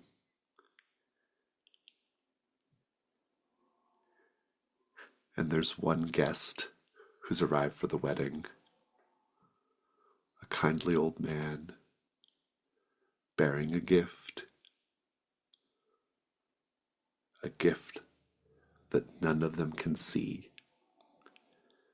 but they know he's holding it in his hands. What is that gift, I wonder? Alina. At some point, daughter is the first member of her family to glimpse the Dimning, which came to the mudfolk in the guise of the great river itself. Please narrate a flashback showing this moment. How did the great river change to reflect the coming of the Dimning? Why does daughter think the great river might be a creature of the Dimning rather than the old fire? This is some months after the most recent wedding in the village, and it's the one day a week that daughter has where she doesn't have to do any work. There's still work around the house, but she doesn't have to go to the river to do any work. So this is a special day, and she does what she always does on this day, which is she takes her one pad of paper that she has. It's a very precious thing, and she uses it to draw. And so she goes out to find things to draw. And of course, she goes to the river because where else are you going to go? So the river is bountiful right now, and she sees her father bringing in baskets of fish that are easily twice as large as normal, maybe 3 times as large. They're massive fish. And she sees this and she draws this. And she sees her mother working at the reeds.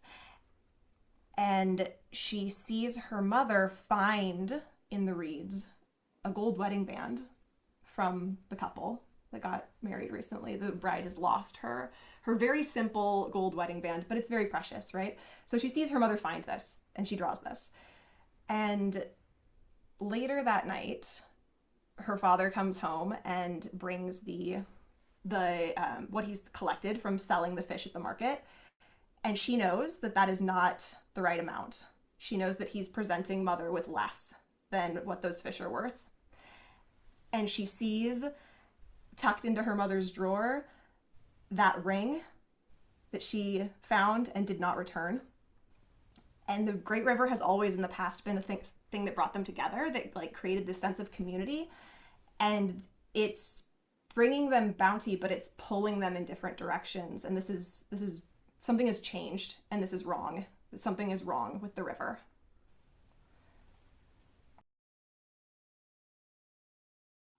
Jazzy. The Dimning first struck the family in the form of tragedy. Please narrate a flashback showing how one member of the family was lost to the Great River. How did the family cope with the loss? How did they know they would each eventually succumb to the Dimning? Son had always been curious. When father would haul out fish, instead of immediately moving to prepare them to kill the fish, he would ask questions. What is the name? How big is it? Is it bigger than the last one? Do you think there's bigger ones in there? Do you think there's new kinds that we could discover? All these questions. And father, of course, indulged him, as a father should. Sometimes perhaps there was some annoyance at questions that could not be answered or could not be known. Or does it really matter as long as it sells? Does it really matter as long as the fish can be eaten, what its name is? But to Son it always mattered. There were answers to things. And so he got a gift that he could not see. A gift that was there, but that was not known. And the river answers. The river promises that within its depth, under its surface, in its ice cold current, there is an answer so valuable and true that no question should ever again be asked. They cannot stop him in time. He is whisked away by a river too strong for them. Father on his little boat, his net out as if to catch a fish. But it rips. It's not made for that kind of weight, for that kind of strength. It is not made to catch something that has hands and that does not wish to be caught. Mother has always known absence as something light.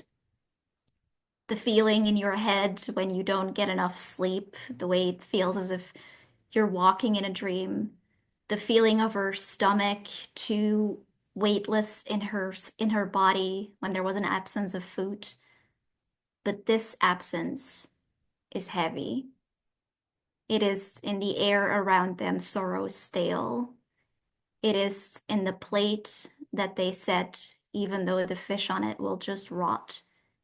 It is in that question. There was a question, and now they all need to know the answer because someone died for it, someone that they loved, and the river holds the answer. Ken, please narrate a flashback to the family's end. What did it look like when the Dibning claimed them for good? After the tragedy and the loss of Son, and the dimming has reached its shadow across the land, the bounty of the river has long abated, and now the river takes more than it gives. As the community dwindles away, and those who survive shut themselves behind locked doors at night and shun their neighbors, the sadness and despair of the family, the hunger that they now suffer for the first time, has bitten deeply. There are more silent nights around the table where they all stare at their single glutting candle flame. An unspoken truth comes to crystallize amongst all of them. And in the gloaming of early morning light, on a overcast, misty morning, they all three leave their simple thatched roof home and walk to the jetty and untie their modest fishing skiff and gently lower themselves in with a great basket of stones picked delicately from the river.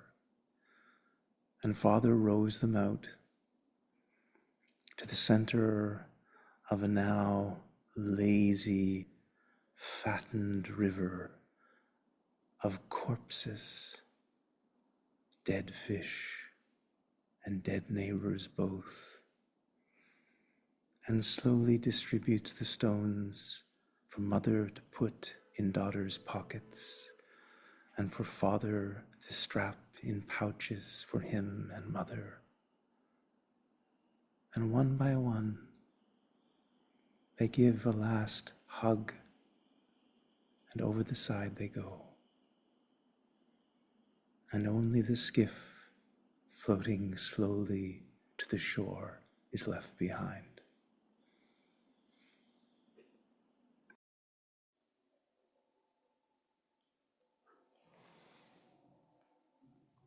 The kindly old man smiles wide and treks back to where he came from. There are rewards for completing this shrine of remembrance. The first is that the Ember who marked Cinder, which is Old Smoke, gets to add the Mud Bundle to their equipment. I have pasted the Mud Bundle into Discord. You should be able just to copy and paste that directly into the sheet. It is a collection of tools commonly found among the Mudmen during the time of the Old Fire, including a well-made fishing rod, a collapsible boat large enough for one person, and a jar of mud poultice infused with the spirit of the Great River. And so you get to add that to your equipment, Old Smoke. Gavrin and Nizelle, you each get to add an aspect to one of your relics, inspired by something from the remembrance. You can ask for suggestions or ideas, or if you haven't thought, go ahead and just add it in there. I like the aspect of a question that cannot be answered to maybe add to the ever-burning branch. That's great. Yeah, it's really good. Yeah. I'm open to suggestions if someone has something that jumped out. My relics are very violent, so that was not a very violent thing that we just did. I think I would maybe give you. Let me look at your relics. You have Harrow, the Harrow, Hardened Nails, and the Tenderbark Confessor. Tinderbar Confessor. Yeah.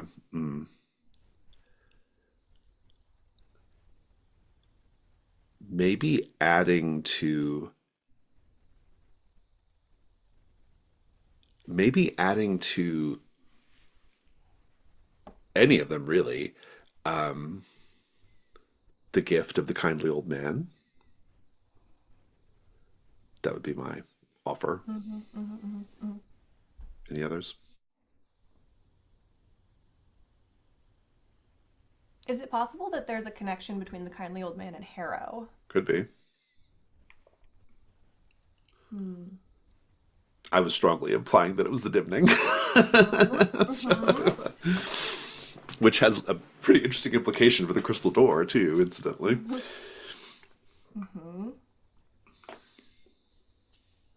Okay. Can I think on it? Sure. I mean, Okay. whatever. Yeah, if you want, you can come up with something anytime you want. But you are owed one aspect to a relic.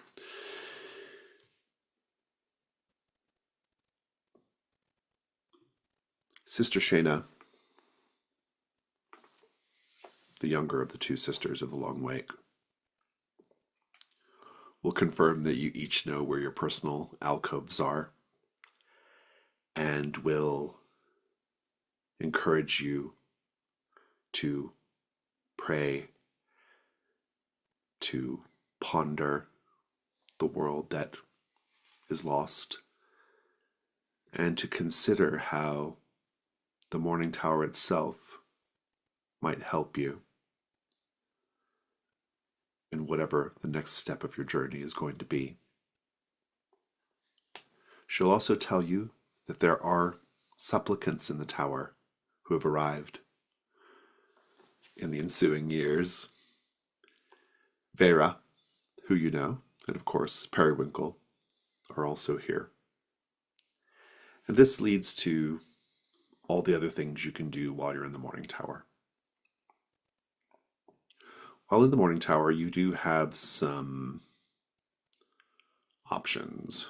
Let me pull up that part of the rules really quickly.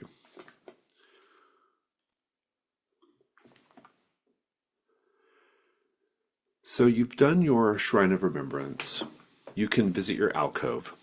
When you visit your alcove, there are a few different things you can do. The first thing you can do is you can place one of your relics or a piece of equipment in your alcove, and it stays there until the next time you come to the Morning Tower. But when you come to retrieve it, all of the aspects are unmarked. So if you put one in that has all the aspects marked, you would be able to retrieve it later unmarked. You also might have ember moves that take place in your alcove. I believe Nizelle does. And perhaps most interestingly, you can establish a personal shrine in your alcove. So if you look at your sheet, when you're stoking the fire, you have access to the old fire and the fire to come. Those are a limited resource. Once they're gone, they're gone. But if you establish a personal shrine at the Morning Tower, you get a new fire that you have access to called the Shrine's Fire. And so whenever you stoke the fire, you can mark the Shrine's Fire instead of the old fire or the fire to come. And there are indeed other fires to be marked that which you may discover in the future. But for now, the way you establish the Shrine's Fire for yourself is you have to mark an aspect. It doesn't matter where it comes from. And the rest of us will think of a question, a flashback question inspired by that aspect that we would like to know about you. And then you would basically, there's a way to add that to the character keeper, and you now have access to that prompt that you can mark instead of the old fire or the fire to come. So it's a way of extending your character's life a little bit, right? And so lots of things you can do with the alcove. You can also speak with the supplicant. There are 2 supplicants currently. You can speak to a single supplicant per visit.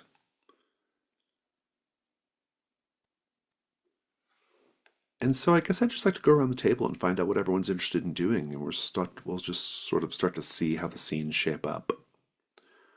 What are your thoughts right now, Nizelle? I do have a move that happens at my alcove, and I kind of narratively already did that prior to the 3 years. Yeah. Read it to us, though. Yeah, so you have a sacred ash sapling in your alcove at the Morning Tower. While on a journey that has an oracle, I can mark boxes, take body parts. I did that part already. When at your alcove, you can graft one of these parts to the sapling. If you do so, clear it from the list of parts and add it to one of the lines on the sapling. Narrate a prophecy showing how this specific graft will someday help the sapling reshape the world. Additionally, the sapling will have a connection to one of your oracles.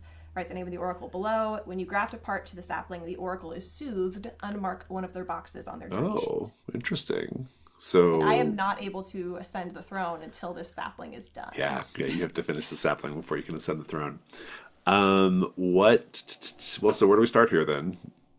Well, I have a mechanical question about the connection to one of the oracles. Is that something that can shift over time, or is it like I pick one and that's it, and if they die, then Because it's per body part, right? Or is it for the whole tree? it's for the whole tree, or that was how I read it. I don't remember. I wrote this, but I can't recall how it's meant to go. Hold on one So second. additionally, the sapling will have a connection to one of your oracles. It's just one. So basically, it's how you keep if that. I It's how you kill keep them. it's how you keep the oracle alive, basically. Yeah. If I mark all their boxes and then I graft another body part, do they You come don't. back? No, you just don't get that benefit anymore. Yeah. So you got to keep them alive, and indeed, this helps keep them alive, right? Okay. So if there's if there's an oracle you want to save, that is how you do it. Right. I'm on the fence about whether to connect Fen to this tree or not, basically. I don't think you have to do it right away, so it's fine. Yeah. Although, well, to get the benefit of it now, though. Right. Yeah. I think I will. He's very convenient because he's here. Because he's here on the island. Yeah. So I think What I'll about the connect prophecy? Yeah, so I think this is something no one's gonna hear this because I think that it's something that Nizelle is like her mouth is moving but no sound is coming out, sort of, and this is like during this 3-year period where she's just staring at this tree, watching it grow in a very creepy way. But she planted it specifically in that chunk of Fen's lower intestine, and so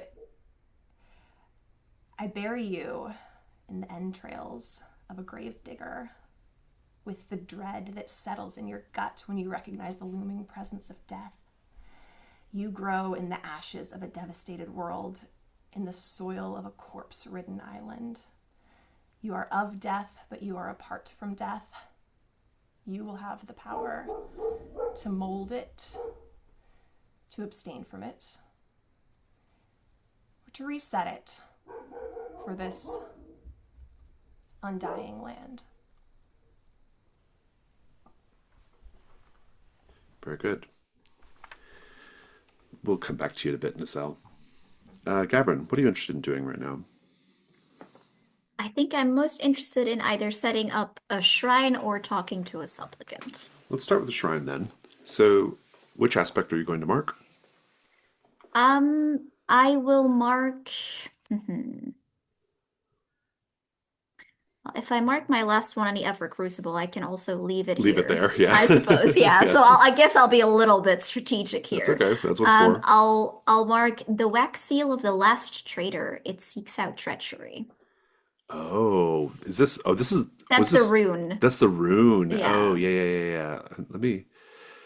The wax seal of the last traitor. It seeks out treachery.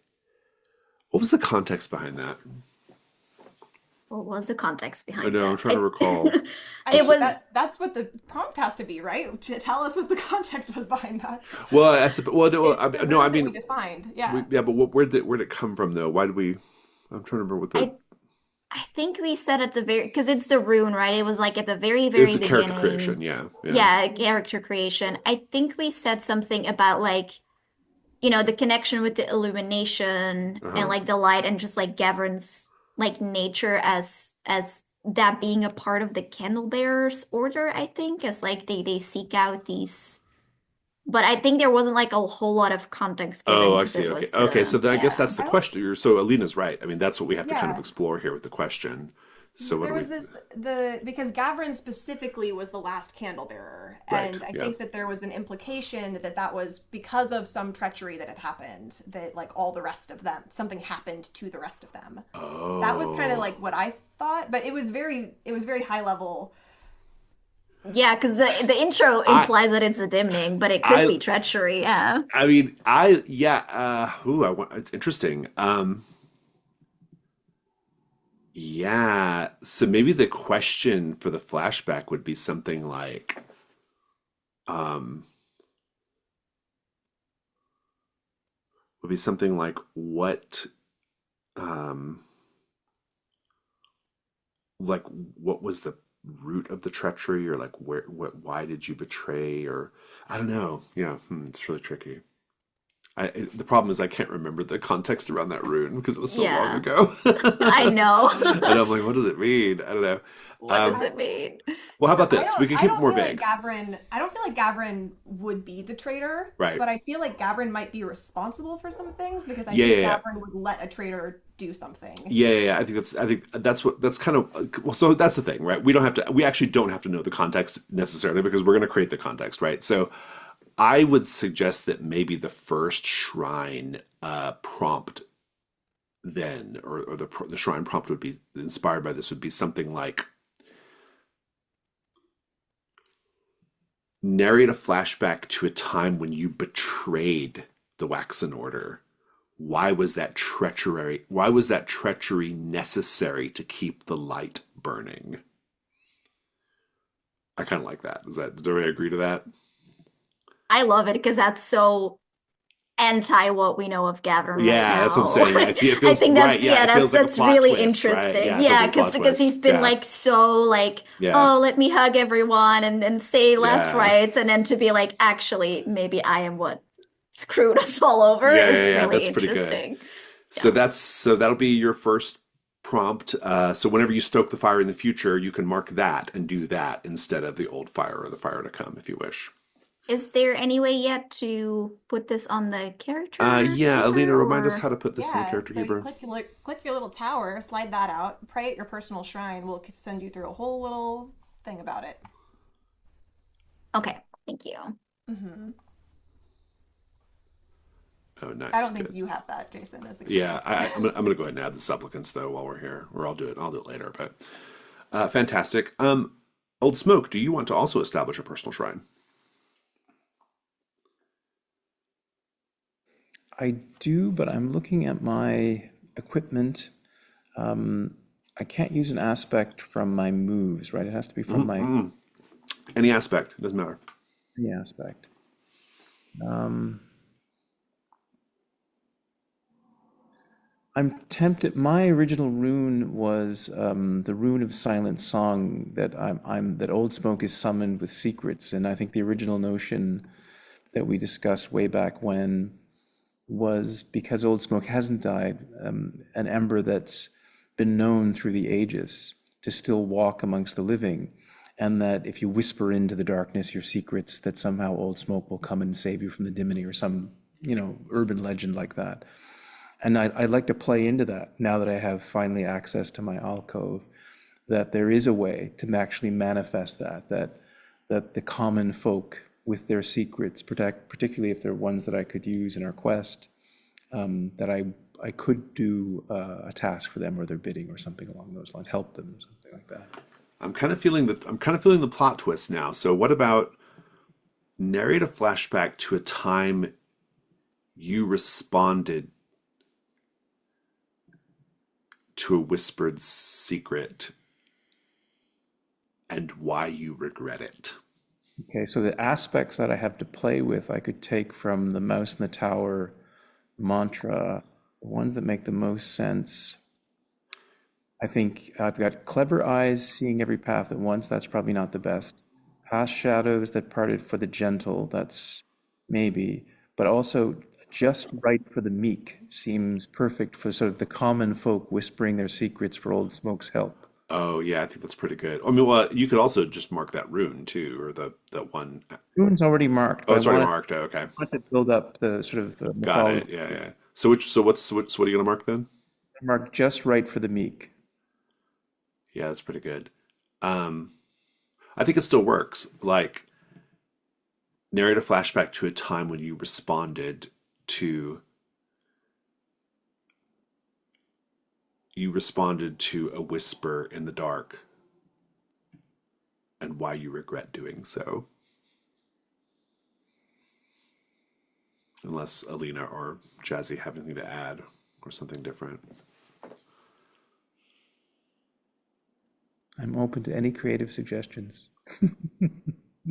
No, I love it. I love all the plot twists. Yeah, we're doing plot twists. We're doing plot twists in the flashbacks now. Good. Now Uh, I'll just add that in the shrine. yeah, you go to the tower on the left hand side of the character keeper, and then you'll see the option to do it.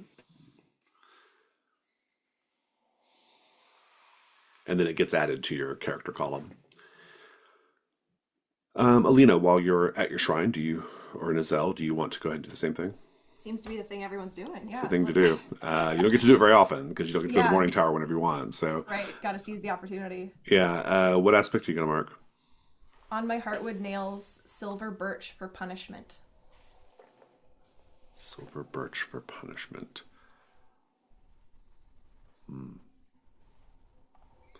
The plot twist would be like, Nizelle is good, actually. That's too much of a plot twist. That's too much of a plot twist.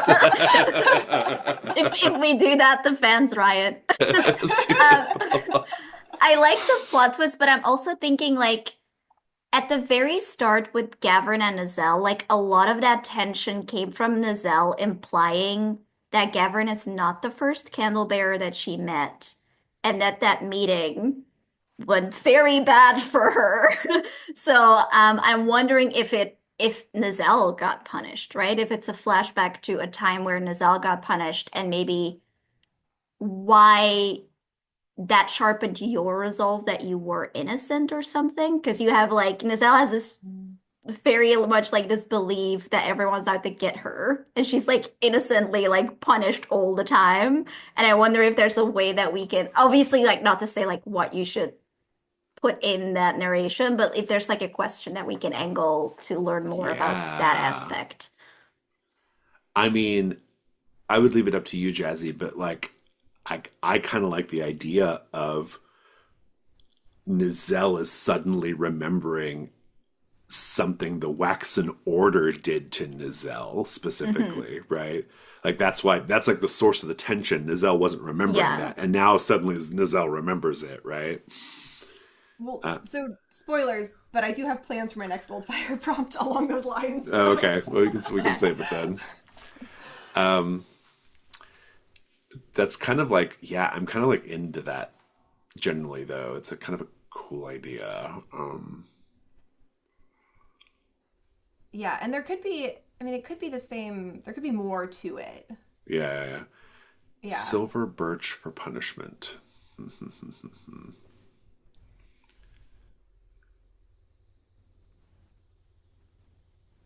Maybe we'll just keep it like this. Narrate a flashback to a time when you were in exile from the Red Canopy.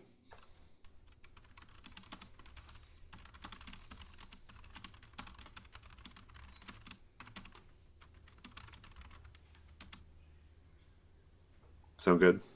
Yeah. I mean, no, but yeah.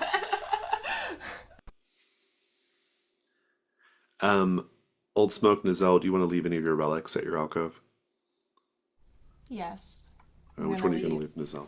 I'm gonna leave the gravedigger's nail. I think specifically she dug it in there as a what are those called? Like A the thing stake that a or tree whatever. can grow Yeah. up around. A trellis. Yeah. Yeah, Yeah. and then waited 3 years. But You know, whatever, it's fine. Fantastic. All right, then. We can just kind of wrap up the Morning Tower then with if you all want to chat with supplicants, you can. I'll remind you that the supplicants do give you extra clues when you inquire about specific topics. So we have Periwinkle. You get an extra clue on the information move when you consult him about matters of courtly intrigue, beauty, or fey etiquette. I'm not sure if any of those are relevant to the active mysteries, but it is something you can do. You can also just go chat to him because.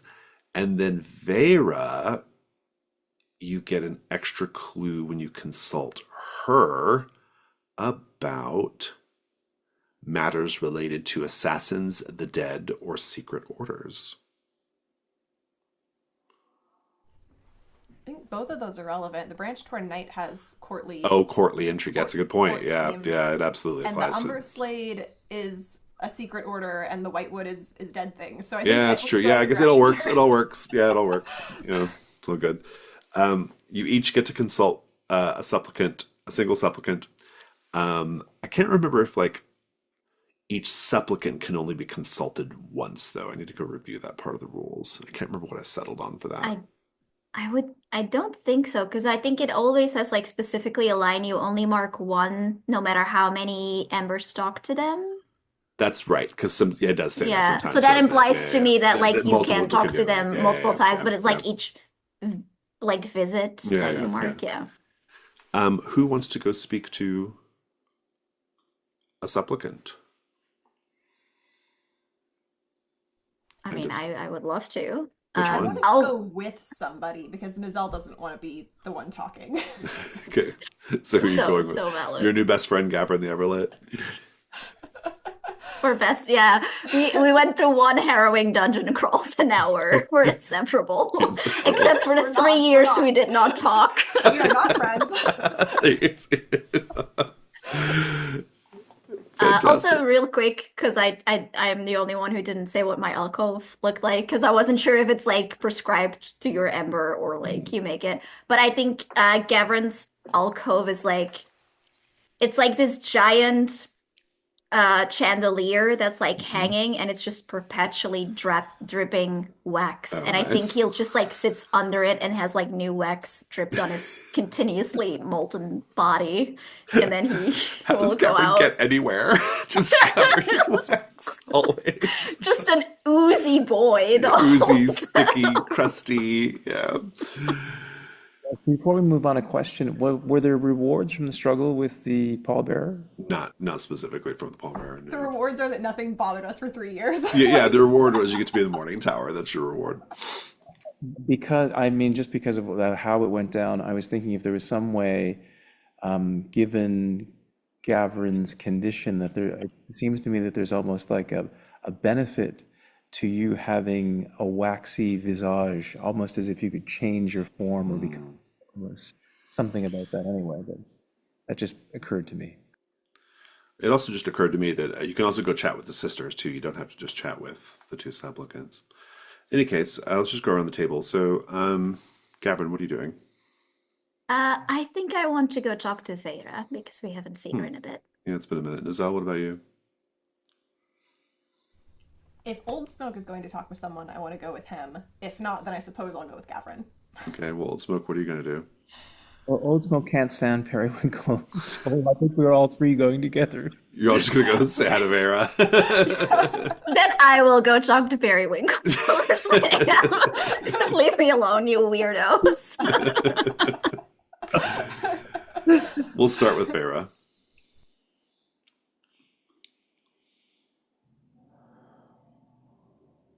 You find Vera. Let's see here. I'm going to go find my... Where is that at? Oh, it's in the Morning Tower.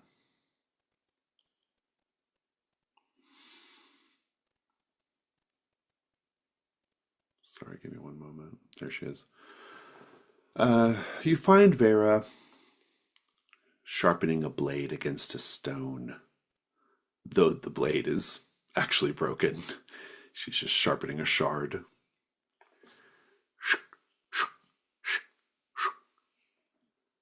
She's still wearing kind of like her white wedding veil. You'll recall her persona was the Bride of Death, right? But it's all kind of dingy and shredded now. Who knows how long she's been here?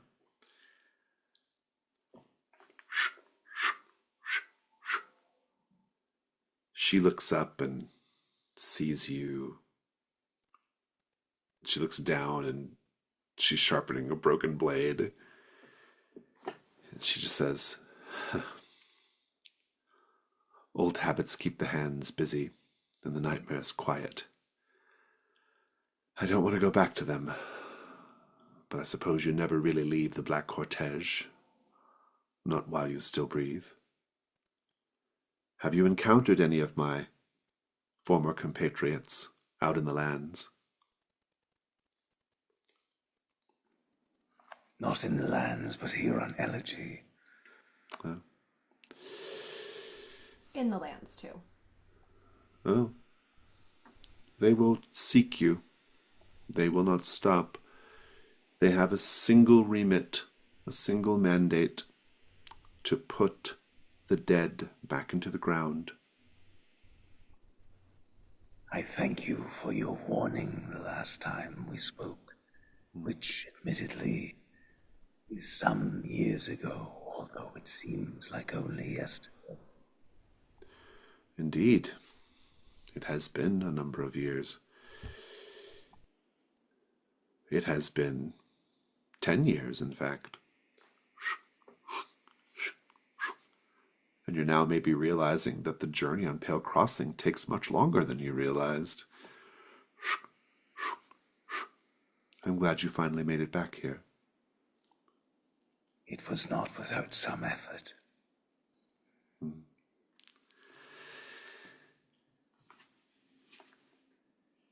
What do you make of these spectral knights laying siege to the Morning Tower? We were hoping you might be able to elucidate what has been taking place. I found one of their remains hanging upside down on the cliffs. No. I know of whom you speak. That's a different knight. No. The spectral knights of the Nameless Legion. They wander about as if they need something to do. Herding ghosts. Herding weeping widows into orderly regimental lines. Knights will find a war, if there's none on. I assume they don't want anything with the Morning Tower. No, now that the doors are open, they haven't actually come in, ironically enough. I think they like the process. They care for it more than the result. There's another band of spectral soldiers that we encountered out in the Great Forest. Not waging war. So maybe they are now. They were being hunted when I left them. Spectral? Well, dead.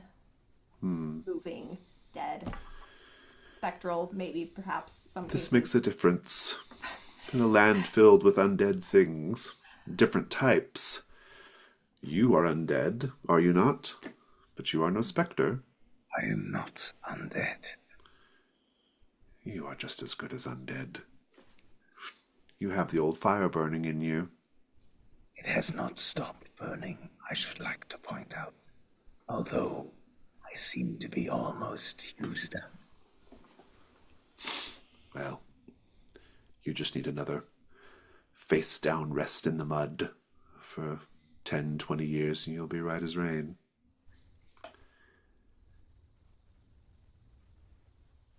So,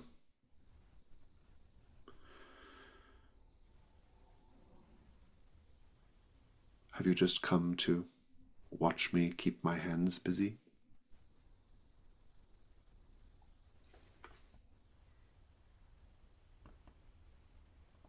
I came because I want to kill the Black Cortege, and I would like you to tell me how to do it. Make the information move. This is With going to be with presence, I'd say. And let's take a look at your conditions. I don't think any of them apply. okay, that is a 9. Old Smoke, do you want to mark an aspect to help Nizel and bump it to a 10? Yes, I can do that.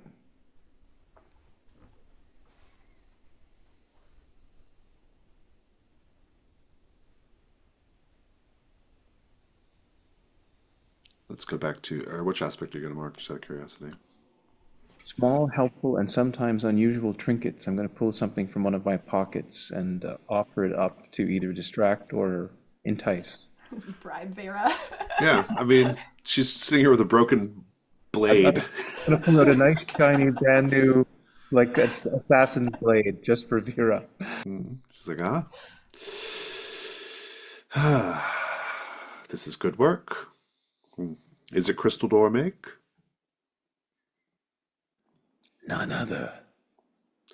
The Black Cortege has great respect for your order, or did when your order existed. Well, I suppose we even had some members who, for whatever reason, fell out of favor with Crystal Door and joined the Veiled Lodge instead. The Veiled Lodge is the answer to your question, though. Regrettably, it is called the Veiled Lodge because it is hidden. We don't always know where it's at. I'm not sure how much I can help you there. But perhaps if you encounter members of the Black Cortege in better standing out in the field, they might be able to have their tongues loosened and tell you more. But I have learned some things, and we'll get to that in a moment. The actual clues I owe you on the roll, which are 2. Gavrin, you will find dear Periwinkle twirling in a gauzy pearl pink robe that shimmers despite the gloom. He's up on the 3rd floor in a little room that he has managed to sequester himself into. You have to kind of climb the stairs of sorrow. That's what they're called. These stairs that kind of go up all along the tower. The stairs have walls on both sides, so it's like you get on the stairs, but there are little windows on the stairs. You can occasionally look down into the tower at the bottom. We'll talk about the stairs of sorrow more next time, or next time you come to the morning tower. But for now, you do find Periwinkle, and he stops and says, "Oh, what do you think? Do you like it? The sisters said it suited my complexion. Honestly, it's a miracle they found anything decent in this mausoleum. I think you look beautiful. That's that's the exact correct answer. It's really important that we look appreciative. One must encourage taste where one can. Who knows what else the sisters have hidden away in this horrible place? How have you been? I think there's like a genuine, like, how have I been moment as he says, memory is fickle in this place. I thought I was at peace for a while, but, well, to tell you the truth, I came to find you because I am burdened with guilt. There is one that we left, and he made a promise to you. He promised to cure your rot, did he not? Yes, yes. I suppose I've. Gosh, that feels so long ago now. I suppose I've grown accustomed to my little condition. It does help to be away from the Rose Court, though, I must say. How did things go with Lady Kenduin in the end? Yeah, she was beautiful and terrible, and then she was no more. Hmm. There's a poetry in that, I suppose. Indeed. I Very think lovely. Gavin steps forward and will take Periwinkle's arm, maybe like very gently on his wrist, like um, tuck the fabric away so you can see like the rot. And he says, as my friend is not here, perhaps I can help you. Even rot can be burned away. And I would like to try and burn Periwinkle's rot out of him. That's very interesting indeed. Um, yeah, let's do the day move. What are you afraid is going to happen if this doesn't work? I mean, that I maim him worse and he hates me and doesn't want to talk to me. Very good. Yeah, or not day move, the light move rather. Yeah, that's great. Let's see. I think just roll with. It'll be with Can composure. I? Yeah, I was gonna ask Cinder to bear the lightest to burn, and I'm like trying to bring him like happiness and delight by literally burning him and the rot out of I'm into it. him. Yeah, Cinder. I'll Yeah. take Cinder. Go for it. Okay, I am going to mark because this is wacky and I want it to work. Let's see. I will mark um the aspect remembers its failure. And I think even though I'm not using the glaive, I think it's like this regret of like, I left shelf for 3 years. No. Lighting candles, like I have failed a friend, and it's like it's such a little thing, but like maybe if I fix this, it's an apology for when I see him again. Who Oh, it's knows? good. I like it. Yeah. All right. Well, it's the power of love. That is a 12 with Cinder. Nice. Good. Good. Good. Good. I think we're going to go to end of session. Let me make a little note for next time that I owe 2 clues on the information move with Thera, and then we have to resolve this 12 plus on burning out the rot or burning away the rot from Periwinkle. We'll also continue the scene with Periwinkle and stuff as needed. And so let's go to our end of session procedure. Let's do our end of session questions. All right. Did the embers resolve a mystery? No, opening the morning tower does not count as resolving a mystery. It's just answering a question. Old Smoke, did you roll with Cinder? I didn't roll with Cinder. Did you demonstrate your amazing physical talents to someone else's wonder and astonishment? I would say during the fight with Pallbearer. Oh, yeah. Did you relate a situation to the story of the mouse in the tower? I did. Yeah. You get 2 XP. Nizelle of the Red Canopy, did you roll with Cinder? No. Did you demonstrate reverence for root, stone, or soil over law, crown, or creed? I don't think so. I don't think there Did, was an opportunity. did you spill blood in a way that caused the land to respond? Yes, you did in the Morning Tower. Yeah. Get 1 XP. Gavin the Everlit, you did roll a cinder. And did you risk yourself to bring hope or illumination into a dark place? I would say so. I walked off a cliff. And Oh, yeah, also it's true. like Yeah, you did. with the pallbearer, I think. Yeah, when you walked off the cliff and literally brought illumination into the tower. Exactly. To show the others that it was like all right for me Yeah, to yeah. follow, yeah. Did you share your fire with another or take theirs from them? I am burning periwinkle as we speak. Indeed, indeed. I think we'll get that one next time.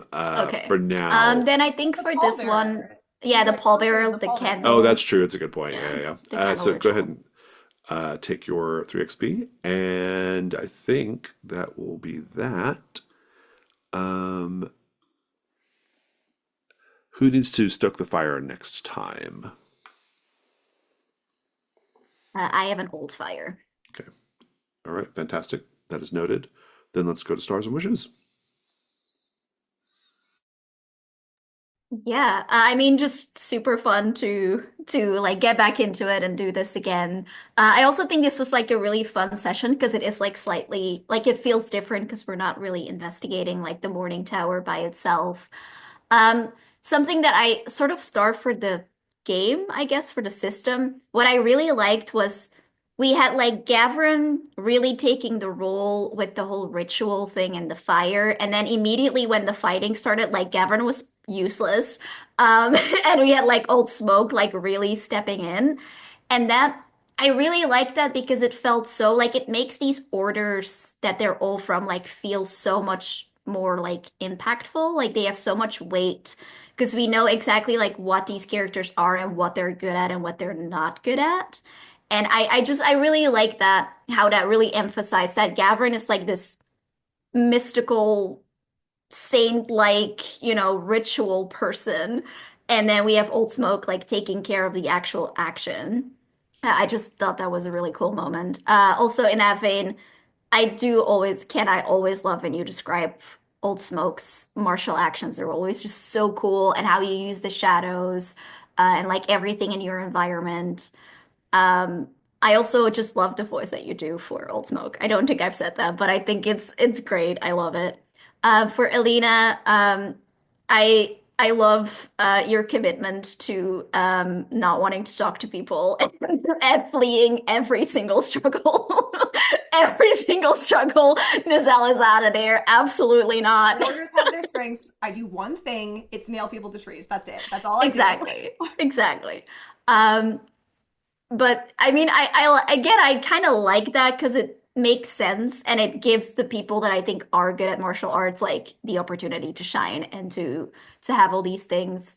Um, for Jason, yeah, I really loved your narration for the mud folk. It was really fun to see you do an unseen or a prompt in that sense, and I think it really set the tone for everything that came after.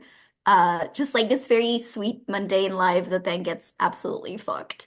Also, really loved your like how you orchestrated or directed that struggle, but like again, like giving everybody their moment, and then Gavrin's not doing the fighting, but bringing it back like, oh, there is an act of mercy. Well, we know who that is.